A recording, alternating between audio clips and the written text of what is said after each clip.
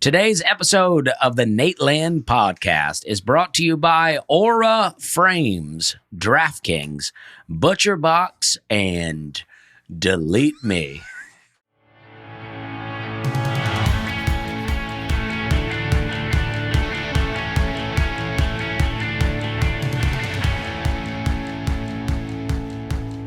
All right. Hello, folks. And hey, Bear.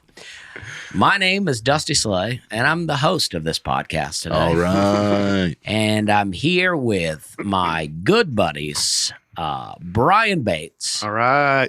And Aaron Weber. Good to be here, man. We should say Nate was planning on being here this week, but the kid is just selling too many tickets. He added a show in Austin, so he's doing a show tonight. That was not the plan originally, but crazy. Monday night. Pretty crazy to be adding a Monday night show at an arena. Yeah. So it's he's doing cool. all right. But he'll be back. He'll be back soon. We didn't kick him out of here. We didn't squat in his house and take it over. No. Although, as squatters, we do have some rights now. I'm going to start getting my phone bill sent here. That's right. So that I will have it in my name. There you go. That's all you need. Yep. So I have some proof of what's going on around here. Yeah. But I feel great. We miss Nate, but I feel great. I think he'll be back next week. I said that last week, but he added this show. So unless he adds some more shows, he should be back next week. Yeah.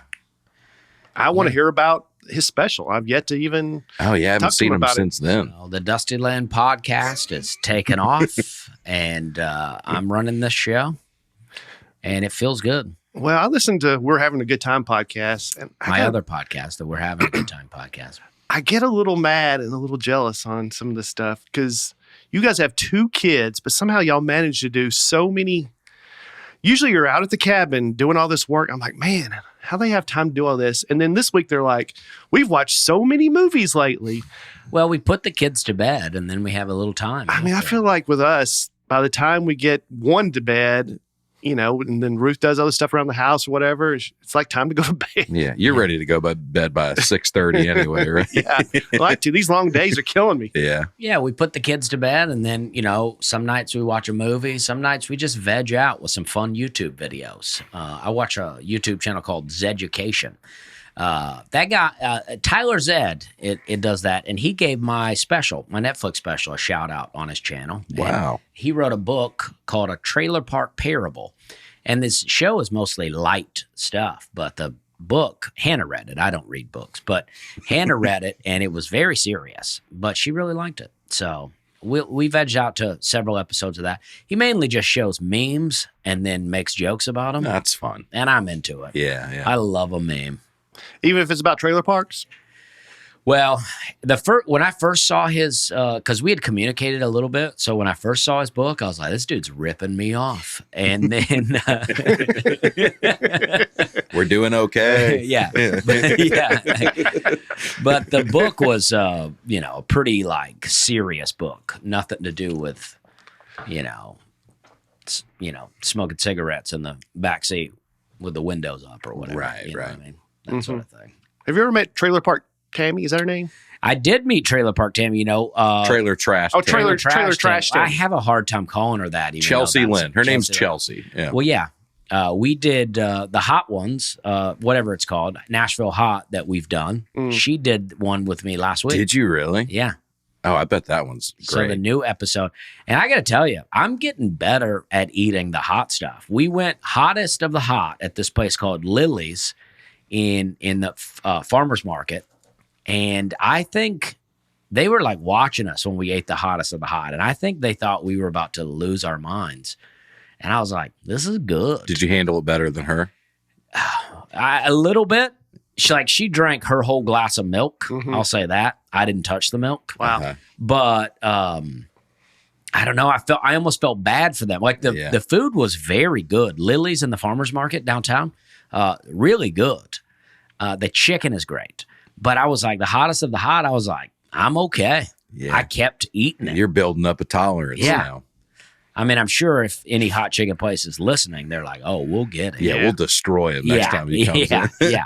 But I'm just saying I liked it, but I don't know. I felt all right. Mm-hmm. I'm still the worst so far of the 3 episodes. No question. I thought I really struggled. Yeah, but I think party fowl, the hottest of the hot at party fowl, is not meant to be eaten. I feel like it's just a gimmick. Yeah. Like, Not for human consumption. Yeah, like it Lily's, it's like it was very hot, but it had a good flavor. Hattie B's too. Party fowl was delicious, but that hottest of the hot was like, that's just a joke. That's meant for you to like ruin your vacation. Well, they did declare bankruptcy not long after we recorded that. Yeah. So, maybe that's why. Yeah, maybe so. You know, and they're my neighbors, those people. Their kids play in my cul-de-sac. Oh, I'm sorry. And that's fine. And I saw, they don't communicate with me, but I saw the oldest daughter, you know, I'm friends with all the kids out there. And I told her about it. And I said, show this to your parents. And I thought they would like, you know, become my friends or whatever, but they didn't. So. It's just you going, this chicken's not made for humans to eat. It's just trash. But I think we did say good things all the way up. Did. It's just the hottest of the hot. We were like, that ain't It's supposed to be too much. Yeah. But I did hang out with Chelsea Lynn, and it's great. We have a lot of, you know, I think her childhood was like rougher than mine, but we have a lot of like similarities, and I think that's fun. I really liked her. I watched Dusty and her do stand up on the spot at Zany's as part of the Nashville Comedy Festival, which is a show where you just walk out there and the audience yells at you what they want you to talk about. Mm-hmm. And I'd never seen Dusty in that kind of environment. I've seen you do some shows where people were yelling stuff out. Oh yeah, when they weren't supposed to be. But this is what the show is. And it was very funny watching you handle that, man. How do you do? He did great. I thought you had the set of the night, honestly. Yeah, I mean, it's like, you just gotta like, I used to do improv. I know that everybody think that's funny to think about me doing improv, but it's like, that's what you do in improv. You take suggestions from the audience, and then you just kind of go, all right, what does that make me think of? Mm-hmm. And then you just tell a story. And it's like, I just feel like, you know, if we're comics, like, we're all funny people. So if you get a story and you just start telling it, eventually something funny is going to come out. You're going to find a laugh. Yeah.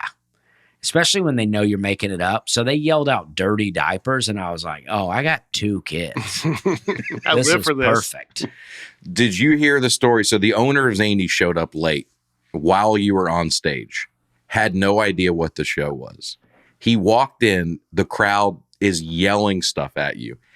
He went kind of berserk. He was like, what is going on here? He went and found the staff. He was like, why are y'all letting them? Like, Dusty's on stage. Like, and then they had to be like, no, this is the show. This is the show. And I was like, I love that that's your instinct, though. I do too. Is to freak out. And I love that he was like, I know people are not normally yelling at Dusty. Well, I was going to say, the only part I don't like about that is Dusty's on stage. Like, if it was me, you're like, just let it ride. No, well, that's just who he walked in on. And he was like, well, I'm familiar with Dusty's act. This is not how it usually goes down. I agree with Brian, though. If Brian were on stage, he'd be like, he's probably egging him on somehow. He probably deserves it. Yeah, exactly. Just get him off. Brian needs a few prompts every now and then. But I do think he was looking out for me, and I'm like, yes, he was. I was like, all right, that's what I'm talking about. He was ready to fire the staff, kick people out of the club. He was. Good times. Yeah. Where were you guys this weekend? Well, where were you this weekend? I was in Louisville, Kentucky. I did my my show at Zany's on Wednesday. Really great. Yeah, such a hot show. Who was on it? The Lab is coming. I don't know if it's open yet, but the second. Yeah, if you're in Nashville, Zany's Comedy Club, which is a big, almost 300-seat room, they're opening another room right next door. This is about a 100-seat room called The Lab, and that's going to be a lot of fun. Going to have some kind of weird experimental shows, some smaller shows, people that couldn't sell out, the big room, like me. Like, I'm doing a weekend in The Lab in September, so it's very exciting to have that around. I'm trying to get on there. You trying to get on that show? No, just trying to get booked at The Lab. You'll get They're booked. like, if we make a smaller room, maybe. Yeah, they're like, we're thinking about doing a 25-seater. Yeah, The Lab's going to open up a lab. Yeah. The Lab of the Lab is 80s. We'll consider you. But I did that show. Who was on it? Patrick Keene. Right. Mm-hmm. Aaron Weber. Yeah, I was waiting how long it took. I was on the show, yeah. And Brian Covington, B-Cub. Out of Nashville. Where's he out of? Oh, okay, yeah. And it was fun. His wife showed up. And Toya. Yeah, and my wife got to come. And so they had a few drinks, and they were dressed alike. They had tank tops and hats on, and it was fun. Hannah's like been, at the house. She don't drink very much, so it was fun to see Hannah like let loose. Yeah. Yeah. At her husband's sold out show. Yeah. That's fun. And then I was in Louisville at I don't know, at a theater. Caravan? Yeah. The Kentucky Center for the Performing Arts or something like that. Okay. It's a great show. Alex Valuto, a Nateland alum, was on the show. Yeah. He did great. And then I did Cleveland at the Agora Theater. Wow. Which is a bit wild of a show, but really fun. And I know I always talk about how much time I do on stage, but this show, I did 90 minutes. I did an hour and a half. Yeah. Alex did 5. Yeah. I'm trying to think if I could physically stand for 90 minutes, let alone talk the whole time. Yeah, well, it was 4:20, and a lady yelled out about some material related to that holiday that I have and asked me to do it. And I don't really even remember those jokes right now. I've not done them in a while. So it made me think of some other stuff. And I was like, all right. So I talked about that. And I think that took about 10 minutes. And then I had, my hour 20 that I've been doing. So I was like, I did an hour and a half, and it was awesome. Wow. Yeah. That's great. Big time, man. Yeah. It's fun. And it's other than one joke that I did on that show, it was all new stuff. So I'm pumped. Yeah, that's impressive. Yeah. All new stuff just for that crowd? From the special. Oh, right. Yeah. That's awesome. Yeah. Thank you. Friday night I was in Bowling Green, Kentucky, opening for Henry Cho, a theater there. That was great. Oh, yeah. What is that theater? I forgot the name of it. It's a big place. This one might be not. Are you thinking about the Sky Pack? Yeah. I don't think. No, it wasn't that. This wasn't that. It was right next door to the minor league. They have a minor league baseball team there. Bowling Green does? Yeah. All right. They're high A. I looked them up. Okay. Just barely got a team. Yeah. But they're the Rays. I was thinking High A was their mascot. I didn't know how Bowling Green High A's. Yeah. It's 420. But they shut off fireworks while Henry was on stage. Really? So he had a little bit of a Nate experience with the fireworks. But anyway, that was a great show. Some folks came out. And then Saturday, I was in Moberly, Missouri at the 4th Street Theater. A lot of folks came out. It was really fun. Worked with your buddy, Will. Yeah. My buddy now. I got to stop just calling him your buddy. Yeah. So it was a great time. All right. Moberly. Yeah, it's not that anybody cares, but it's between St. Louis and Kansas City. Okay. Kind of near Columbia, Well, the people that live in Moberly care. Yeah. Yeah. They probably care.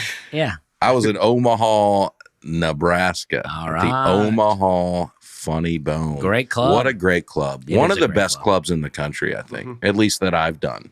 It's kind of perfect. The room's great. The staff is great. They get it. The crowds are good. They police the room. It's like, what more could you ask for? The crowds are great. I did probably 2021. I did a bunch of COVID jokes there, and I put them on YouTube, and it was great because the crowd was like into it. Yeah, they get what you're doing. Yeah. Omaha people, man. But I did everything people suggested I do.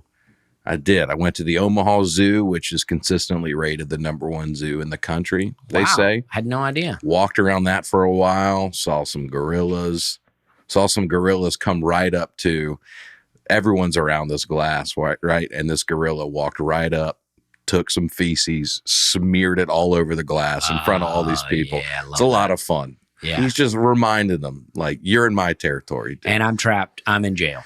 And it's very sad on a certain level. Wasn't that the zoo where a gorilla like ran up and crashed into the glass and shattered the glass? Oh, I don't know. I think there's video. If so, they've repaired that glass pretty well because nobody ever felt in danger. Yeah, this is years ago, but I feel like there was a viral video of he just got mad and charged the glass and rammed it and shattered it. It didn't escape, but it shattered the glass enough to scare you. You're always kind of hoping for that to happen. Yeah. You know? I'm sure the person filming it was like, this is awesome. Right. Went to the zoo, went to this place. Everyone recommended this place. It's called the Alpine Inn in Omaha, and it's a fried chicken place. But you show up, and what makes it unique is they seat you in front of this big glass window, and they have all these raccoons right outside the glass, and they just sit the leftovers out right outside, and they just come up, and you just watch them tear apart these leftovers. The fattest raccoons you've ever seen in your life, dude. They're living on Easy Street, man. Yeah. They just post up right outside this chicken restaurant. They're eating onion rings and they're going to have heart disease like the rest of America. So. Oh, yeah, exactly. They're the most American raccoons of all time. Yeah. There's stray cats out there that are super fat. I mean, imagine being a wild animal and you stumble across this restaurant. Get those raccoons some seed oil. But that's part of the restaurant's. That's the appeal of it. There's raccoons everywhere. Feeding wild animals. Like families will come. You can imagine that's great for a kid.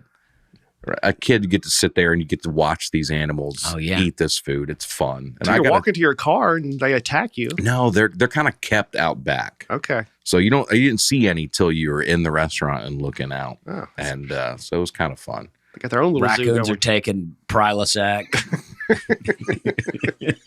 They're throwing it out there. Throwing a Ozempic. Yeah, it was awesome. The people of Omaha are so great. This guy, I wish I'd remembered his name, but Warren Buffett. Go ahead. I'm sorry. No, it was a fan that came to the show and brought a box of Krispy Kreme donuts for me, and they gave it to somebody in the staff, and so the staff brings it back to the green room. You're like, what am I, a raccoon? No, I got excited. The staff brought it in, and I was like, oh, dude, somebody brought me donuts. Let's go. We were all so excited, and we opened it up, and inside the box are a bunch of diapers. Jeez. It was no. It was a nice gift, and so it was. No, it wasn't. You were mad. It was a nice gift, a thoughtful gift for an expectant father, and there's a note written inside the box. And I saw him after the show and I go, that's very kind and thoughtful and meaningful. But we were all so upset that there weren't donuts in that box. She set you up. Yeah. When you see a Krispy Kreme box come back to the green room, you get a little excited. Just a religious pamphlet in there. Disappointed? No, it was nice, though. Of course, it's nice that somebody's even thinking about you. Absolutely. To give you those diapers. Yeah, I had people bring me baby gifts for you this weekend. And I just see a gift. I'm like, all right, here we go. And then it's for baby Weber. I'm like, come on. I'm not doing this for 9 months. That's what I'm talking about. Yeah. So, but great crowds. Thank you to everybody that came. Sold out a show, which is pretty fun. It's pretty fun to do. That's a big room. Yeah, it was great. So can't wait to come back. With you? Zach Townsend was with me. Zach Townsend, and then a couple local people. I wish I could remember. Ethan was his name. He was very funny. Mm-hmm. Ethan is funny. Like you go away on a club weekend and you kind of hope, at least for me, deep down, I'm hoping something goes bad so I have something interesting to talk about. But it was just kind of a perfect weekend at a club. Like everybody there's so great. Talk about a humble brag. It's all seamless. Yeah. No, I'm not saying my sets were perfect. I'm saying the club is so great. Well, you got to see a gorilla smear feces, though. That's pretty cool. That is fun. His own little protest. I have video of the aftermath. I might post it. I'd like to let that gorilla out. Well, he's got a friend in there. They hang out, Just let him out in Omaha? Yeah. But you got to think that this is the #1 zoo in America. It's getting treated better there than it would at almost any other zoo, right? Like you would this think is best case scenario. Yeah. If he's got to be in a zoo, let it be that. That's the one you wanted. Yeah. Right. And if you don't want people looking at you, that's a good way to just block it out. Smear some feces on the glass, and it's a way to do it. Yeah. Well, that's it for me. Should we get He's like, are you not entertained? It did feel like that, dude. Okay. We all got comments. Okay, great. Mm-hmm. So I read last week. So, you did? Yeah. I think it's your turn, Aaron. All right. I'm sorry if I said it on the podcast a couple weeks ago. I said people are probably sick of my voice, and somebody commented, "We're not sick of your voice. We're sick of your attitude." So I'll try to dial back. I'll try to dial it back a little bit today, but I will be reading through these. Brian's burner account. The Dump Dusty guy's getting. He's hopping on the meat. Speaking of that guy came on to another, like the Tom Papa podcast that I did. Following you. I've done a lot of podcasts lately. I did the Tom Papa podcast, and I saw this guy at the bottom, Dump Dusty. I'm like, this guy following you around. This guy thinks he's got a good bit going now. It's kind of funny now. Yeah, it kind of is. It's decent. To put Dump Dusty on a podcast you're not on. Yeah, I'm a guest on this. Yeah, they asked me to do it.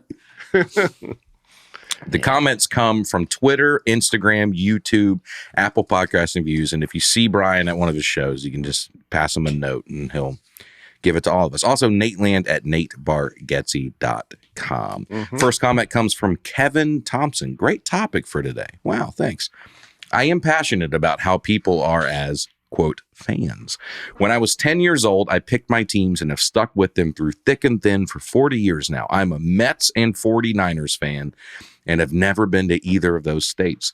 The best rule for being a fan is to be a true fan no matter what. Also, one of my top rules is to never boo your team.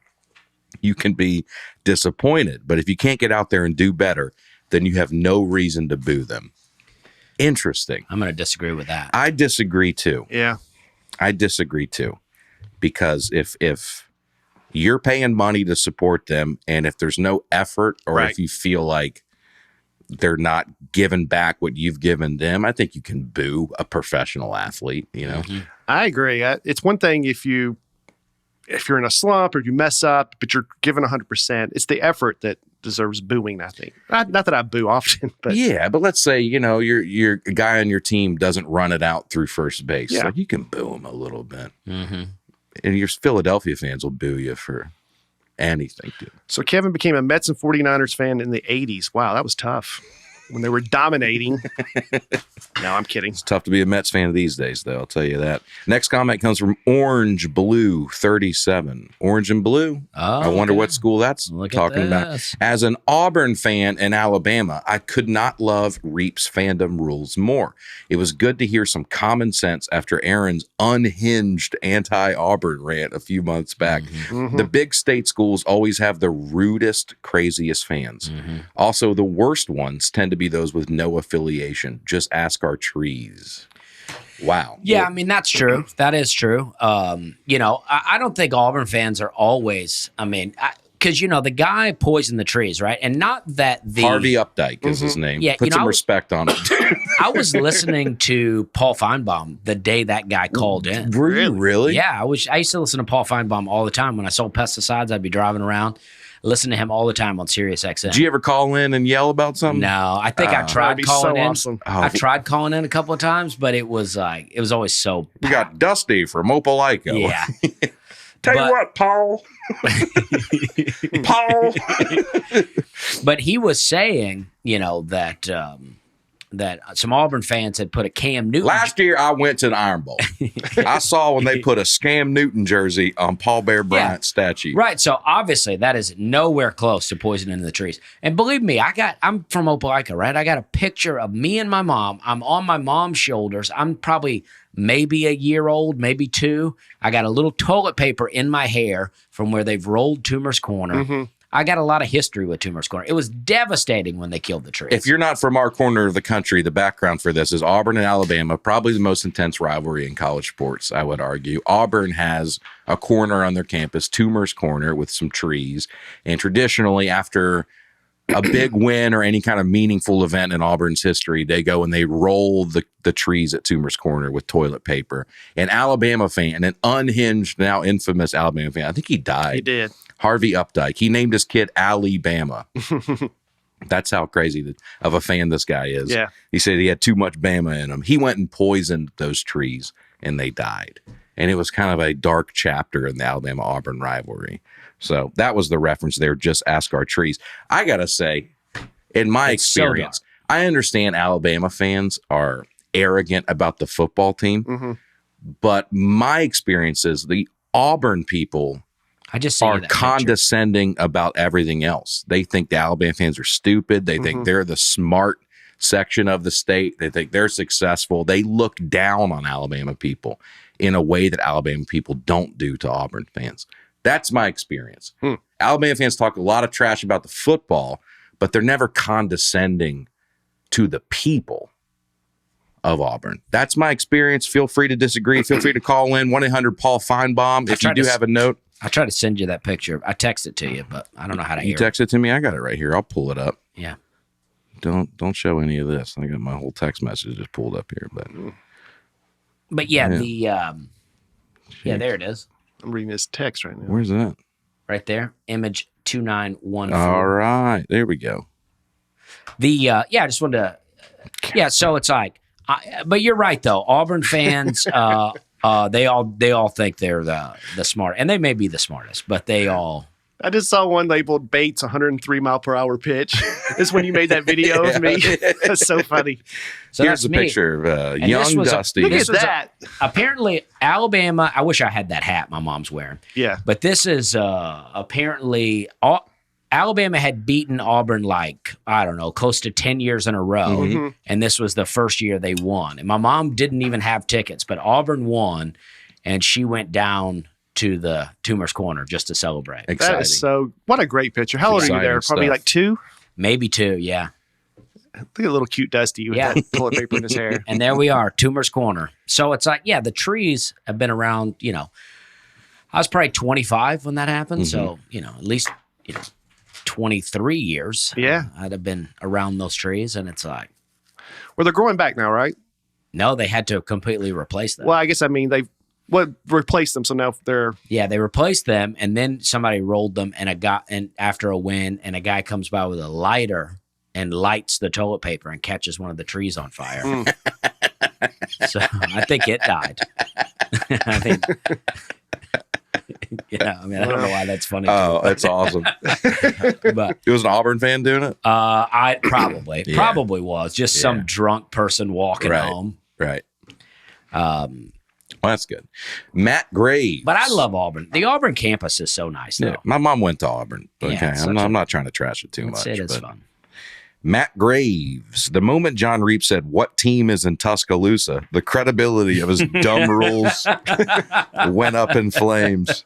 I'm 100% with bathroom break on this one. Well, I agree. When John, I was like, "Come on, John." Yeah, that was. When that happened, you're kind of like, the charade is up, buddy.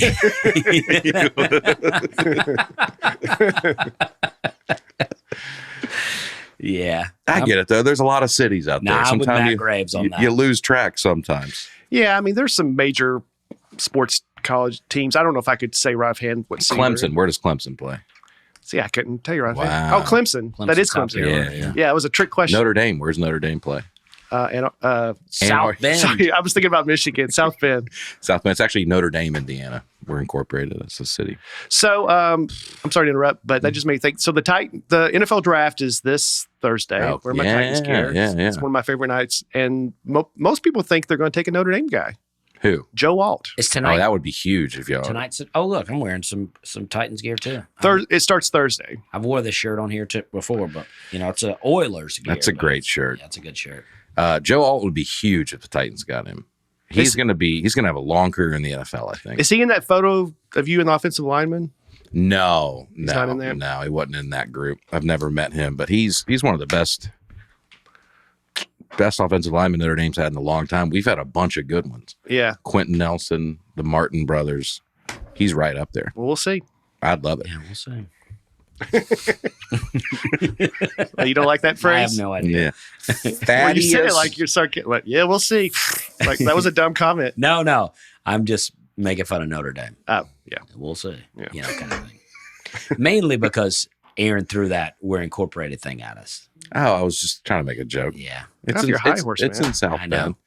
You think I'm bragging about being in South Bend? It's one of the worst, most dying towns in America.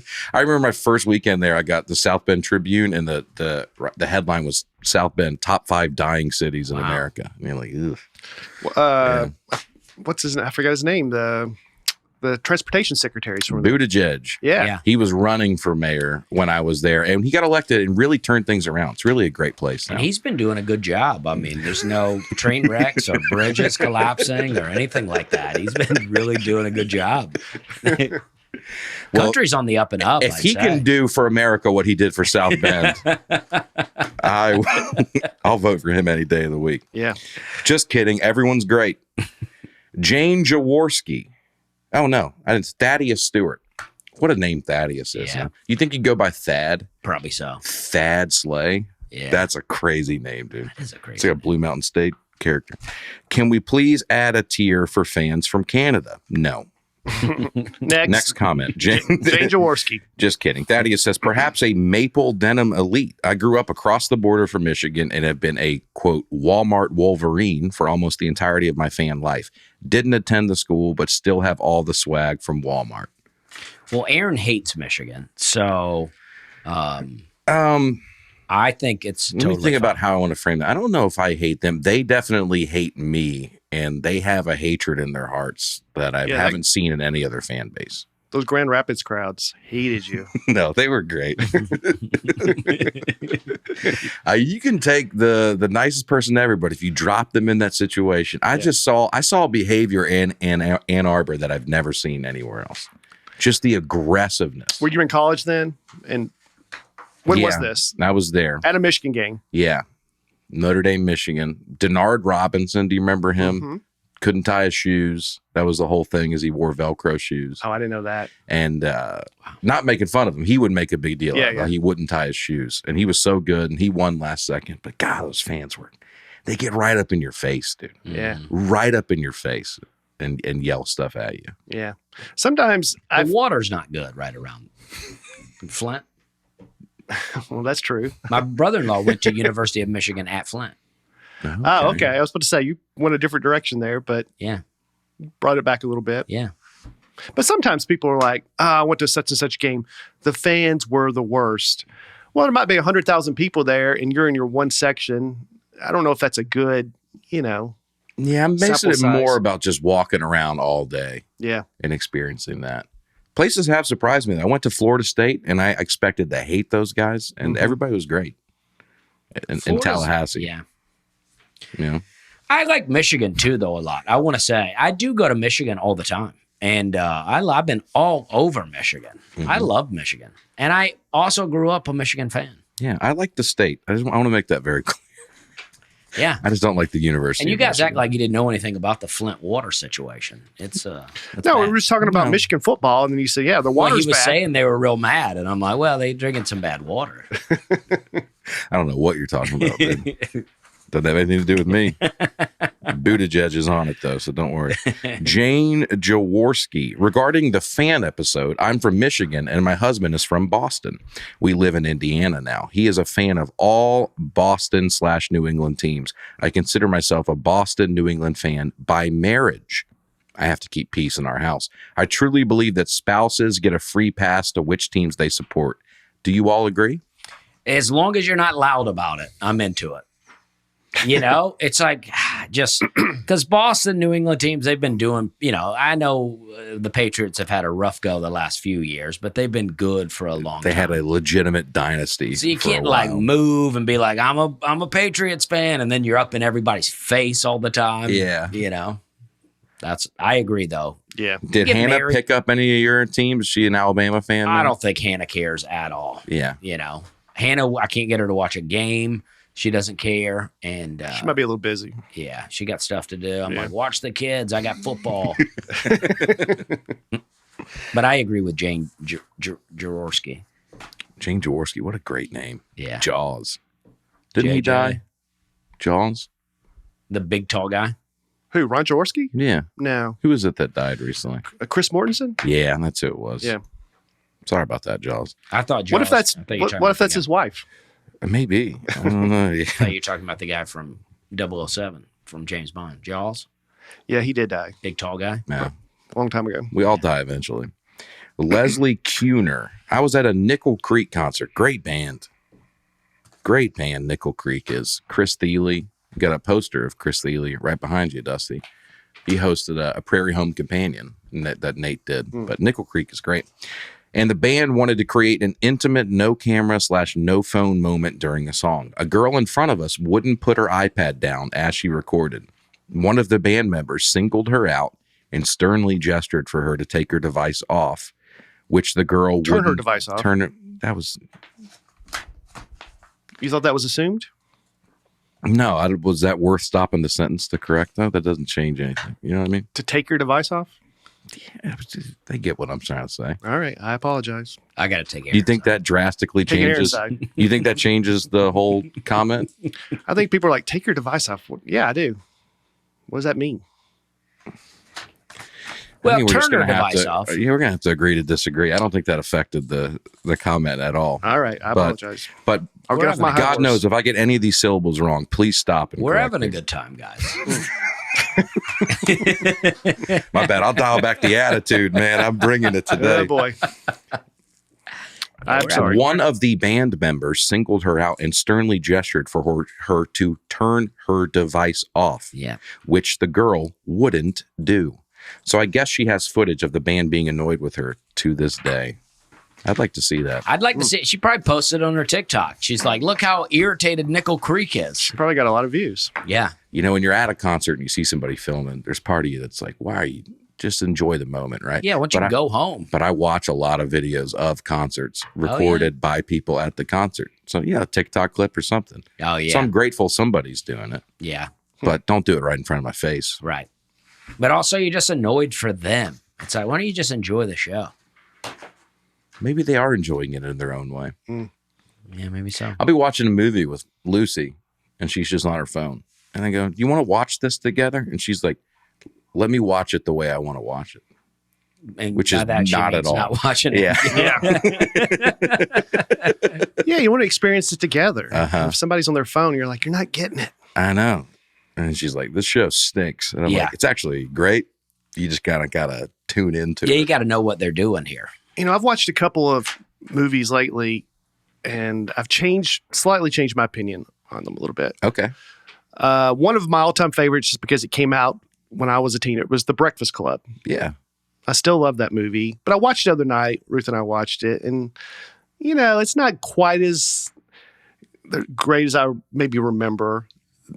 There's a quick turn at the end where they're hating each other more than ever, and then now they do a little, you know, smoke a little weed, and then I guess that helps them come around. I'm thinking of Dusty as I say that, but I mean, it goes. Yeah, I mean, they lighten up a little bit. They lighten up a lot, and they go from hating each other so much to, you know, falling for each other. And Right.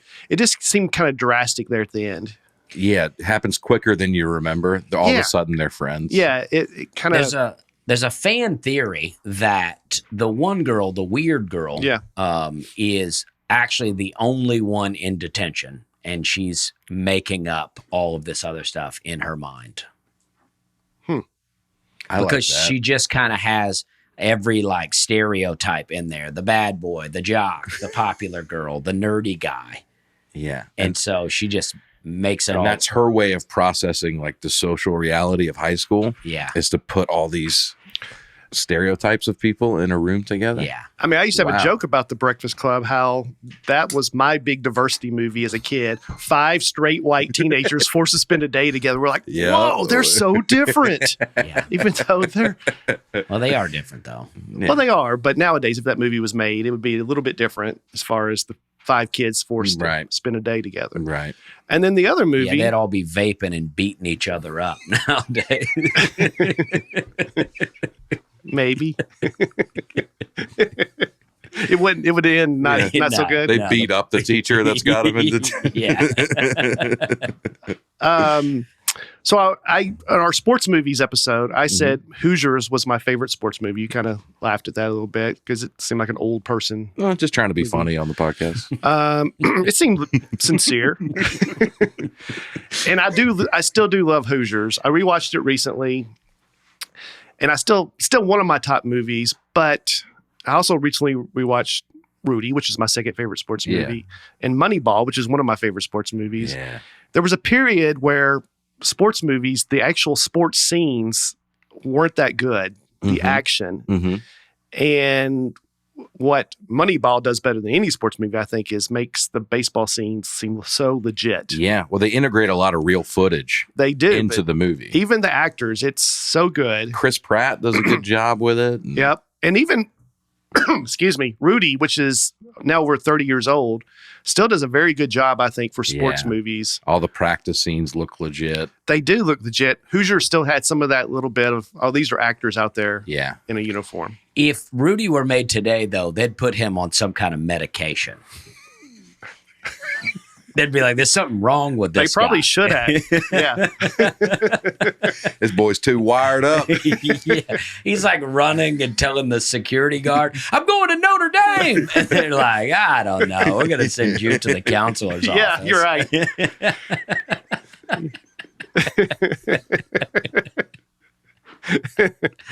You're probably right about that. That's very funny. There probably is some truth to that. Yeah. For sure. Next comment comes from a relative of Dusty, John Slay. All right, John. Is this your buddy, relative? I don't know that I know John, but Well, he says, I completely disagree with you all. Oh, geez. Saying that it is okay to wear the shirt of the band you are going to see. Jeremy Piven, in one of my all-time favorite movies, PCU, stated to his friend that he was not allowed to wear the T-shirt of the band he was going to see. His classic line was, "Don't be that guy." I quote that line all the time to this day and could not agree more. well, PCU is great. Really fun movie. But I mean, I don't know if you've heard a lot about Jeremy Piven, but I don't. Yeah. I don't know. I don't understand that logic. Like, you think the band is upset that you're wearing their gear? No, it's not the band being upset about it. The fans, right? I don't even know what it's just a form of gatekeeping that diehard fans do about everything. Yeah, I just don't understand. It's like, I got a band's T-shirt. I'm going to see the band. Why would I not wear the shirt to the concert? I'm a fan. People wear my shirts to my shows, and I love it. I'm like, this is great. Mm-hmm. Why wouldn't you do it? Well, you're wearing it on stage, so That's true. That's not. they're like, if he can do it, I guess I can. You're wearing your own merch. Yeah, I don't get it. I mean, I hate to disagree with maybe one of the handful of sleighs in the world here, but Let me ask you this. I know you don't do most holidays. Mother's Day? I mean, I feel like you're kind of forced into it because you just seem disrespectful to your mom or your mother of your children if you don't celebrate it. But I don't understand it. I don't know why we have to. We should honor our moms year round, right? Every day. Yeah, your mom took you to that Auburn game. That's a great photo. But there is a Mother's Day coming up. And if you want to win Mother's Day and submit your reputation as the best gift giver in the family, you know what you should give her? I don't know what. Aura frames. Oh, yeah. Or a digital picture frame. Whoa, can I say I gave my mom and dad an Aura frame, Wow. and they love it. I can upload photos of my kids on the app to their frames. Right. Yep. And they get them in real time. I do the same thing. I gave my parents one. I upload pictures of Dusty's kids on there, and then they can see it anytime they want. But I got the whole family linked up so they can all send pictures to it. I did the same amazing. thing. I got an Aura frame for my mom. I'd send pictures of her of Dusty, not his kids, just Dusty, so she can see his latest merch that he's wearing on stage. No, I send her photos of Eleanor. We've taken millions of pictures of Eleanor, and I upload it, and it goes instantly there. You can update throughout the frame. So easy to do. And right now, Aura has a great deal for Mother's Day. Listeners can save on the perfect gift by visiting auraframes.com to get $30 off plus free shipping on their best-selling frame. That's auraframes.com and use code NATE at checkout to save. Terms and conditions apply. The Aura frame, it is really cool. I don't know what's happened, but You were popping a mint or something yeah. right into the microphone. It was antacid, I bet. yeah, but I so yeah, sorry, that was right in the thing. But the Aura frame is really great because like old school frames like that, you had to have like a memory card in there, and then you would have to take the memory card out, put it in a computer, load a bunch of photos on, then put it in the frame. Now, just with the app, it's so easy to load them in there. This is not. I'm not even doing the ad anymore. It's like it's just good. I is a like it bonus a lot. ad. Yeah, It's great stuff. yeah. Unless you wouldn't want to. I don't know. I can't. I was going to make a joke about John Slay, but the joke wasn't coming to me. So Tyler Conklin. What a name. Conklin. It's a good name. This episode. There was a Conklin We on got to cut the tension between the two of us, Brian. What? I didn't feel any happy tension. I'm happy to be here, but I feel like there's still a cloud over us. No, I didn't feel it till right then, And if there's any tension, dude, let me tell you, the Nateland fans, they come to your defense, dude. as they should. yeah, they do. Tyler Conklin, which is, Brian, we can agree is a great name. Yeah, I think a Titan Jake Conklin. Well, that's probably what I was thinking of. Yeah. And I think he's, I don't know. I think he was the Browns now, maybe. I don't know. Anyway, yeah, shut up for a minute. I don't care. This episode This episode about fandom hits a little harder for me today, as it comes out that the same day that my favorite team, the Arizona Coyotes, are playing their last game in Arizona before reportedly moving to Utah. To me, fandom is all about the experiences and memories, and I'll remember a lot of great moments, from going to games as a kid with my dad to taking my daughter to games. That is a little sad. Yeah. When you feel like the world's just moving on and doesn't care about you at all, you know? Yeah. I mean, if you guys are getting a new team, I don't know if you are, just start going to that one. And I didn't want to interrupt you again, Aaron, because the tension's still there, but it's Coyotes. I'm trying to, again, this is a comedy podcast, so I try to throw in little, All right. I try to be silly and goofy whenever I can. Well, with this group, you just never know That's true. What's legit, what's not. When I said poem, I wasn't trying to be funny. I know. I say coyotes, but it's fun to say coyotes every now and then. Just mix it I up. think coyote is an acceptable pronunciation. There's a country singer, Jared Morris, that I like. He has a song, Coyotes. And that's how he says it in the song. Yeah. I was just coming to Tyler's defense. If it's his last time to remember his team, and he probably wants to remember them the way they're pronounced. The Arizona Coyotes. Now, Utah will not have Coyotes. Yeah. Yeah. Utah's probably getting an MLB team too. Probably Salt so. Lake is. So. Yep. Phoenix still has a lot going on. Mhm. Phoenix is still a great city. It But is a I great city. am sorry about that. I would be very bummed if I were a big fan of a team and they move. So Probably because it's the only cold place to go in Phoenix. maybe it's the only ice You think fans would go just to cool off? just to cool off a bit. Jason Gamble. I liked Dusty's question about why he didn't see the moon before the eclipse happened. It would be cool to see the moon creeping up on the sun, but a solar eclipse only occurs when we are in the new moon phase. Like Aaron said, from our perspective, the moon is in shadow during a solar eclipse, so the moon is not seen during this time. Sure, guys. I mean, what are you going to tell yourself? It's invisible to us until it gets in front of the sun. I mean, Well, certainly you believe in like the new best rebuttal. the new moon, right? Yeah. well, yeah, but I think the moon goes through phases. That's probably not a planet or whatever floating around out there, and it goes through its phases. So, you should listen to the song by Soundgarden, "Black Hole Sun," and that seems a little bit more like what we experienced. I think it's the black sun coming in, and it's Black hole sun. yeah, or maybe our governments have figured out a way to make an artificial sun. Maybe. And so sometimes we're seeing two suns in the sky at the same A time. government that can't fill a pothole is building artificial suns. Well, they want you to believe they're stupid. That's why they're like, oh, we can't fix the roads. We just can't get around to it. But yet they're creating artificial suns and, telling us to put on sunscreen. Yeah, I'm sure that's it. Could be. Hey, I'm just throwing out some possibilities. I mean, He's you just sent me into the conversation. Yeah, you sent me some photos though of two suns I did. out there. Two suns. Mm-hmm. Videos. People are capturing videos of two suns in the sky. Really? Where? I don't know. Wherever Luke Skywalker lived. Yeah, It's a boy. Tatooine. Tatooine, yeah. Andy Babos. I like that. Babos. Andy Babos.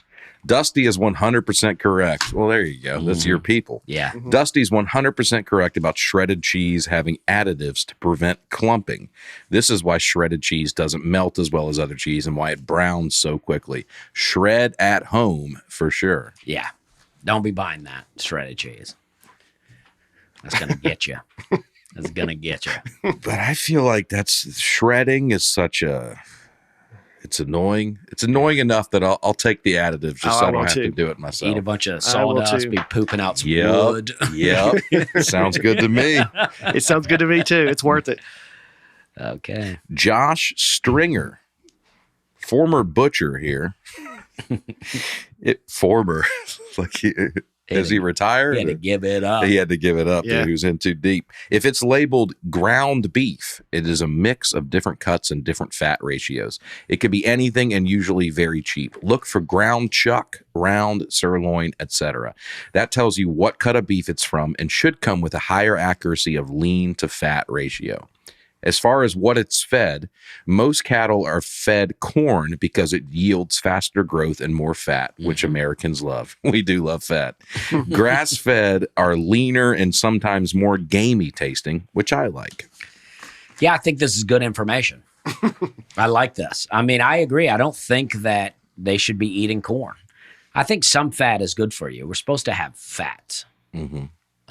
I think it's good for you. And I think we're told that all that stuff is bad for us. All the things they say is bad for you is probably good for you. And all the things they're telling you to eat is probably destroying your body. Yeah. By they, I mean, the people, the officials who give us this information. The powers that be. Yeah. I think you and the powers that be agree on most food-related issues. I defended you on the food episode because I feel like you were in agreement with most of them. Drink more water, less sodas, avoid fast food. Well, yeah, I mean, that sort of stuff is obvious. Yeah. Don't drink soda, drink water. Yeah. But don't drink tap water. Filter your water and then add back in your own minerals. Add back in minerals. Yeah, you got to get your minerals. You can do like a mineral salt or Celtic sea salt. Put a little pinch of that in your water. Mix that up. But where do you get the minerals from? Well, it'll be in that salt. But where do you get the salt from? You go out and get it yourself? Well, you can buy it anywhere. Well, why do you trust them to have good salt? Well, I don't really trust anyone, but there's some, it's like we only have so many options, Yeah. Eventually, you just got to give it a shot. Right. And it's like, I made a joke about Flint, right? And it's like, yeah, I'm just kind of making a joke, but it's like, I think people still talk about it, that problem is maybe not fixed. So it's like, if the water has gotten so bad there and they don't even fix it, well, who's to say what's going on with our waters? I mean, maybe, hopefully it's not that bad, but how old are the pipes? What do the pipes look like that our water's coming through? All corroded and gross. So I would say filter that water, but if you get it such a good filter, you're filtering out all the bad stuff, but you might also be filtering out the good stuff. So you got to add some good minerals back in. I have a sink downstairs in my house where if you turn the water on, it's brown for like 2 seconds and then it gets clear. Wow. What's that all about? I don't know. I just ignore it. Yeah. I hope everything's okay. Well, just don't drink from that one. Yeah, I just don't drink for that. I'll wash my hands. Well, I used to drink sink water all the time back in the day. I Right. remember a girl came over to my apartment one time and she asked for some water and I gave it to her out of the sink and she goes, "Is this filtered?" And I go, "Yeah." Yeah. And I'm just imagining a little like Dixie cup that you rinse your mouth out with from the sink. Yeah. Yeah. I mean, it was not, I did not have the most sanitary place when I was a drinker. I'm I shocked. lived alone and I used to, I wouldn't buy paper towels. I would just have like hand towels that I would like use as napkins. And my buddy came over who was married with kids and he asked for a napkin and I gave him one of these and he goes, "No." I use my sleeve. Yeah. You want to tell us about DraftKings? I've been waiting, man. The 82 game preseason is in the books and it's finally time for the real season. You guys been following the NBA this year? Exciting stuff going on. Don't miss out any of the NBA playoff action at DraftKings Sportsbooks, an official sports betting partner of the NBA. From the play-in tournament through the finals, DraftKings Sportsbooks has you covered with same-game parlays, live betting, odds boosts, and so much more. Tonight's game, Wednesday night, the playoff, it's Miami Heat versus the Boston Celtics, two historically great teams. It's going to be a very fun game. I like to find things to bet on. You know what I started betting on is like immediate gratification stuff. I like to bet on like who will score first.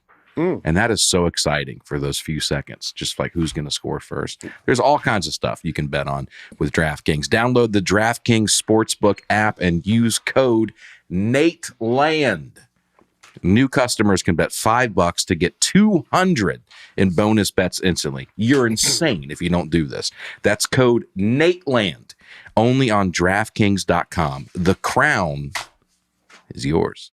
Gambling problem? Call 1-800-GAMBLER. Or in West Virginia, visit 1-800-GAMBLER.net. In New York, call 877-8-HOPE-NY or text HOPE-NY 467-369. In Connecticut, help is available for problem gambling. Call 888-789-7777 or visit ccpg.org. Please play responsibly. On behalf of Boot Hill Casino and Resort in Kansas, 21 and over, age varies by jurisdiction. Void in Ontario. Bonus bets expire 168 hours after issuance. See dkng.co/MMA for eligibility and deposit restrictions, terms, and responsible gaming resources. DraftKings is great. Well, there is great. And I looked up that line on that game. Yeah. The Celtics are favored like 15, Ooh. which seems like a ton for, Yeah, that's a lot for NBA playoff. But I guess the first round, there's some mismatches potentially. a little bit of mismatches, I guess. Yeah, and when sports are rigged, it's you can do whatever you want with it. Well, sports aren't rigged. You know, Yeah. so you should use DraftKings. Is it ever hard just get out there in life when everyone's, No, rigged? I mean, once you just know that it is, then you just exist out here in it. And when you're a Christian, the Bible says you are in the world, not of the world. So that's Right. what I'm out here doing. I'm just walking around in this place that's Truman not Show? my home, Yeah. and Having a good time. having a good time out here. There you go. Well, there's a lot going on this week. Today, Monday, is Earth Day. Oh, Okay. good. Happy Earth Day, Yeah, I everybody. love Earth Day. I got some little bit about that I want to talk about. Yes, sir. Passover starts at sundown. Well, as of today, but not when the podcast comes out. Yeah, I'm sorry. Yeah, That's okay. I guess it technically starts Tuesday. Well, I think it starts today, Monday. Monday at sundown. Okay. Yeah. All right. Thursday, NFL draft. For cool people like myself. That's our Passover, Yeah, right? exactly. Friday's Arbor Day. Wow. So Wow. back kind of That the list really dropped off quick, didn't it? What's Arbor Day like? That's like planting a tree. Trees. I'm all about that.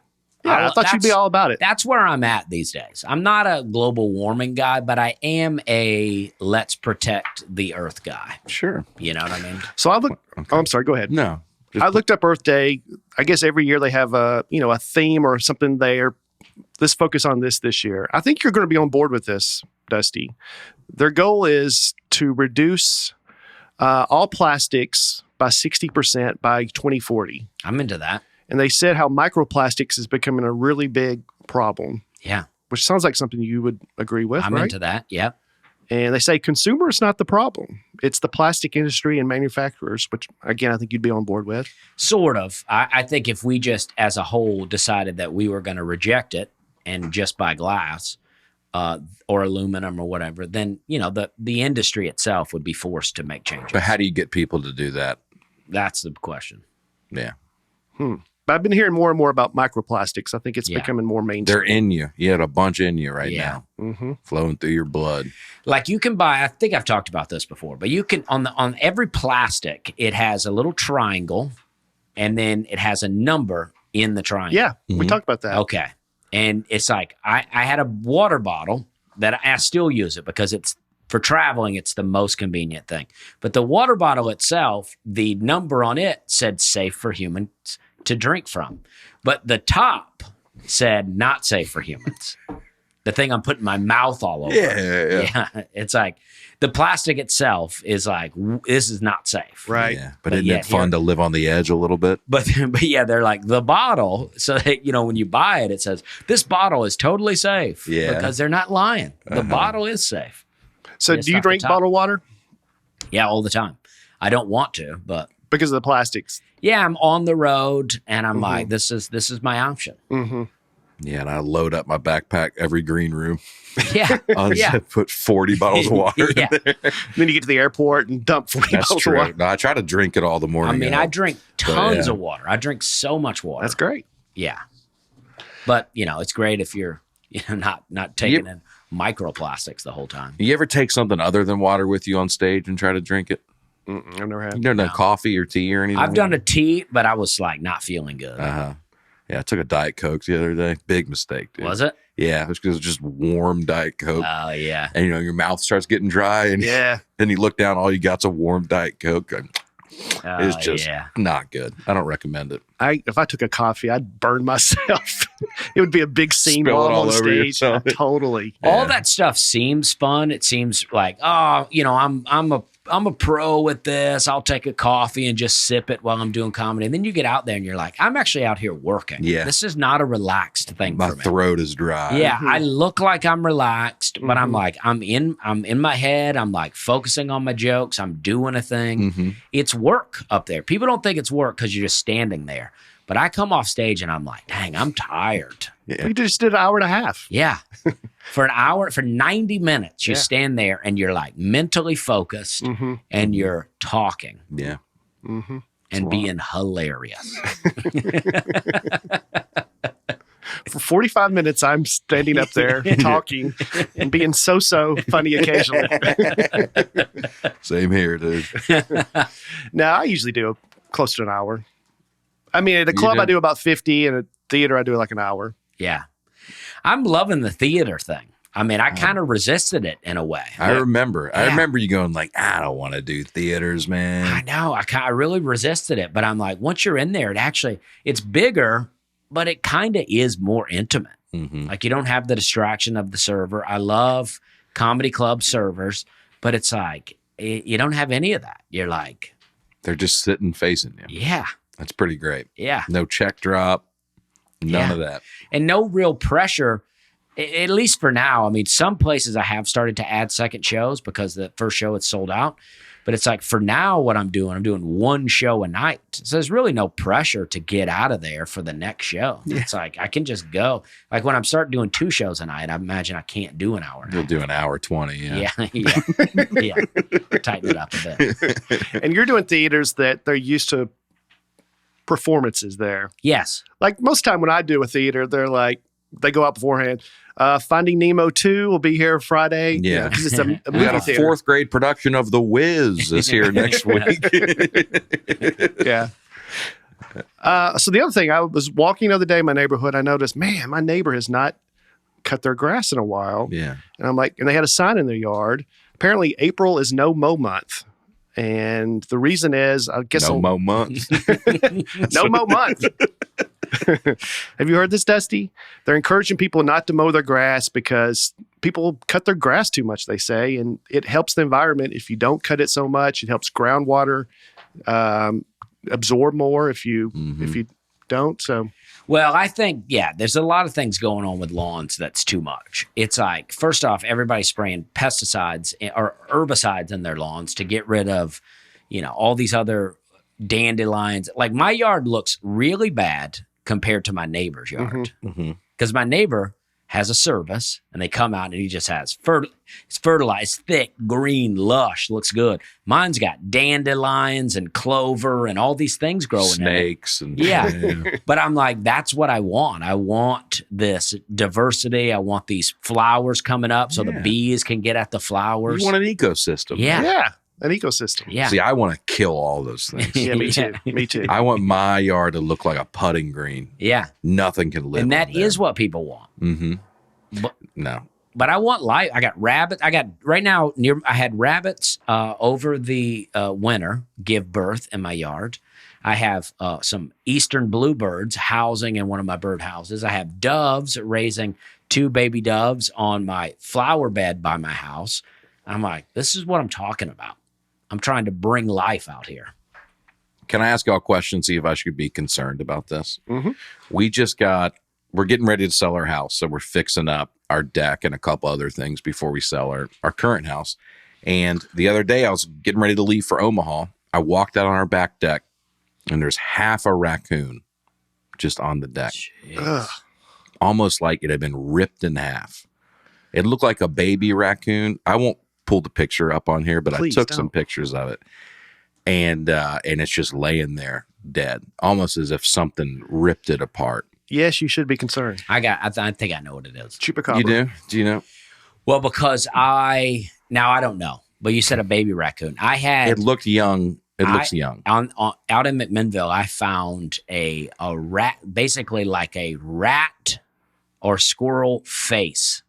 It was just the snout and the whiskers coming off. Mm-hmm. And I asked this on my podcast, and a lot of people said it's probably like an eagle or a hawk and had caught it and maybe dropped half of it or. Wow. Interesting. That Yeah. would explain it. Yeah. So what were you thinking?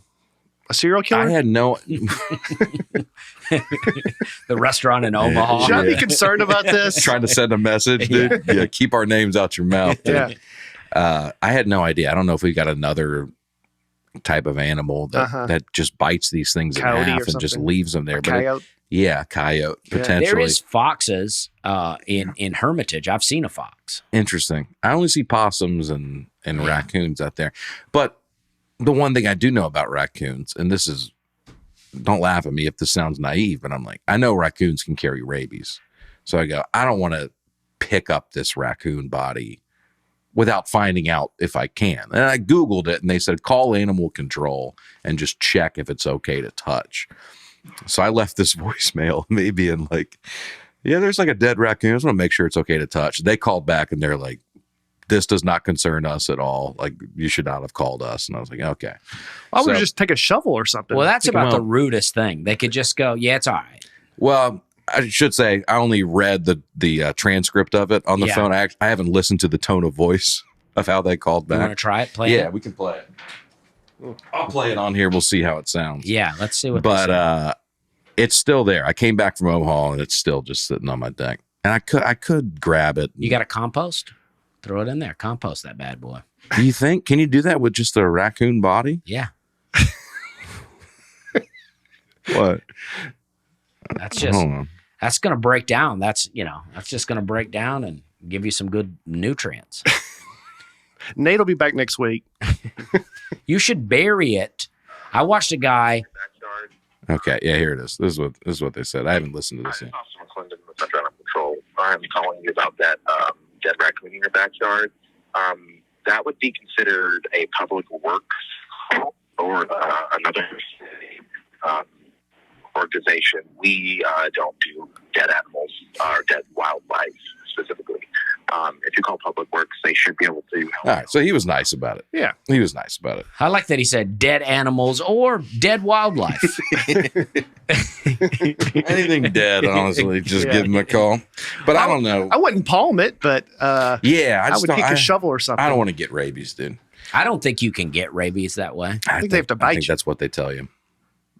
I think they have to bite you or claw They you. do have to bite you, or saliva, or Yeah. any kind of liquid. Yeah. But all these flies were eating at it, and I was like, "Can they spread rabies?" And I went down a rabbit hole. They can't. Yeah, it's going to get some gross stuff out there Mhm. because the It's flies already- have larvae that, Send Lucy out there to get it. Lucy hasn't gone outside since I told her about it. but yeah, I mean, There it is. oh, yeah. Oh, let me see. Yeah, grab that. That's pretty gnarly, isn't Oh, it? yeah, that's the face. Yeah, I don't want to pull it up on the podcast because it looks, Whoa. it's kind of gross. Oh, that's awesome. Brian, you want to look at it? So this week, I mean, I'm sad about it, but that's awesome, though. yeah, that's interesting. Anyway, Well, I was going to get into some cloud seeding stuff, but maybe we should just. I'll just say this: in Dubai, I can get into it. I guess it's very. They have very few little rain year round. Yeah. So they do cloud seeding. cloud seeding. They just had I should say this: they just had a flood in Dubai, and they think it's. The article I read, they think it's because of cloud seeding, where they put That's a chemicals. conspiracy, guy. Well, I think cloud seeding is a real thing, isn't it? Yeah. Where they put chemicals in the clouds to make it rain, and they think it kind of overdid it. And they got a flood. Did people get hurt by it? Well, I don't know, but it was flooding in Dubai, so Yeah, it doesn't look good. yeah. Sounds like a conspiracy to me. Well, Tennessee Like did just chemtrails, you pass a law where you can't do that in Tennessee. Oh, that's good. They did pass it. The governor signed it. Oh, I don't know. I guess the legislature. I called the governor and asked him to sign it. I should have known. Just let Dusty take this. Well, I called him. I mean, I saw this thing. And You I called was, Bill? Yeah.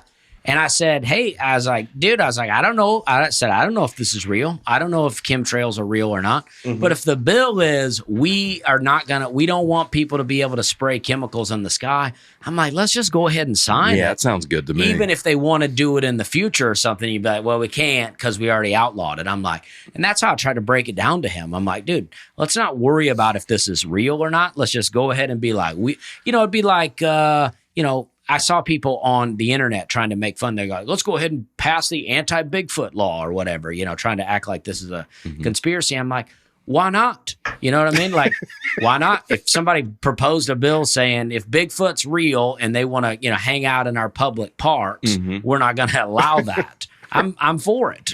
I'm for it. Let's go ahead and sign it. And then if Bigfoot shows up, well, I don't really want you around my kids, Let's go ahead and sign it. Okay. Makes sense to me. What, if aliens can't come to our church or whatever, whatever kind of thing you want to. If space aliens come down, I don't want them. I don't want them in the church. Well, they need to know about Jesus just like everyone else does. They need to find Christ too. Yeah, come on. All right. Well, I'm glad I brought that up. I did watch an interesting. I don't even want to talk about it. Yeah, save it. All right. This week, it's been a while since we talked about a state. Aaron just got back from Nebraska, Yes, so we said let's sir. talk about Nebraska. Dusty was just there too. All right. Yeah, I've been there. I've been to Nebraska a bunch of times. I like Nebraska. I I'm a was big just fan there of it. with Nate a couple months ago. Oh, nice. We did the arena there, and he did the arena, and I was along in Omaha. Oh, awesome. Yeah. I did Lincoln. I did. Oh, yeah. I've done Omaha. First time I ever went to Nebraska was in Columbus, Nebraska. I went to a bar called Auburn's Husker Bar. And Todd Auburn was the owner, and he fed me steaks. And me and Hannah opened for me. This was when Hannah was still doing comedy. We went there. Hannah opened for me, and it was a hot show. 2 hot shows. We did 2 nights in a row. Now, they have some of the Omaha steaks, or was it Omaha steak?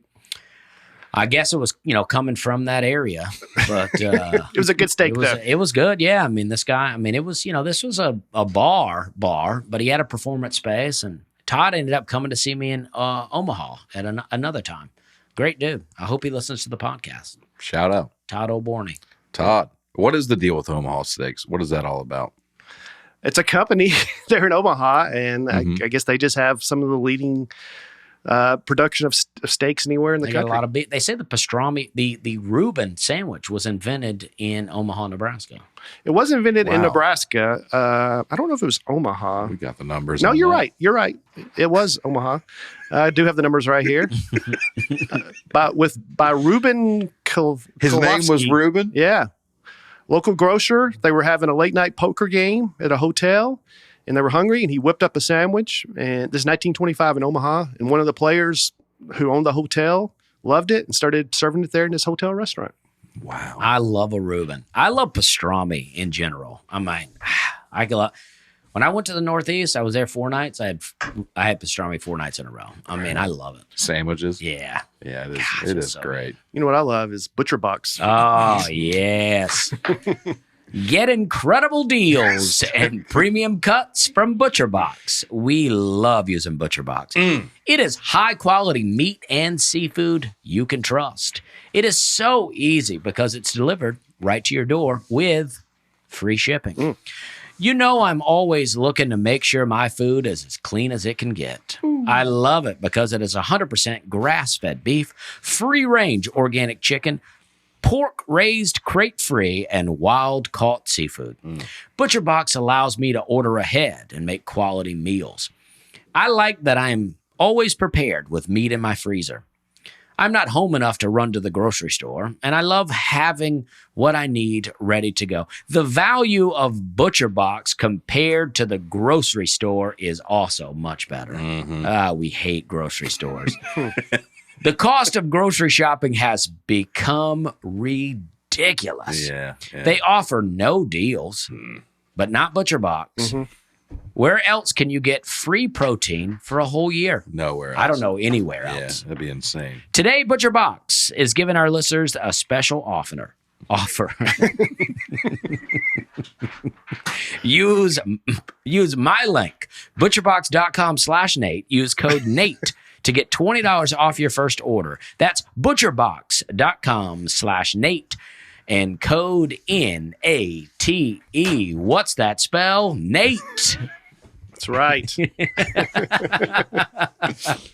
Oftener. Oftener. You can get oftener whenever you're ready. All right. Okay. All right, Nebraska. I didn't really think about this till we started doing these states episodes. How many states the origin of the word comes from? It's a Native American word. Most of them, right? Most of them. At least I would guess 40. Yeah. If not, I mean, there's Washington. There's a few exceptions. Sure. But almost all of them are Native American words. This is a Native American word, means flat water. Flat water. Yeah. So like not sparkling.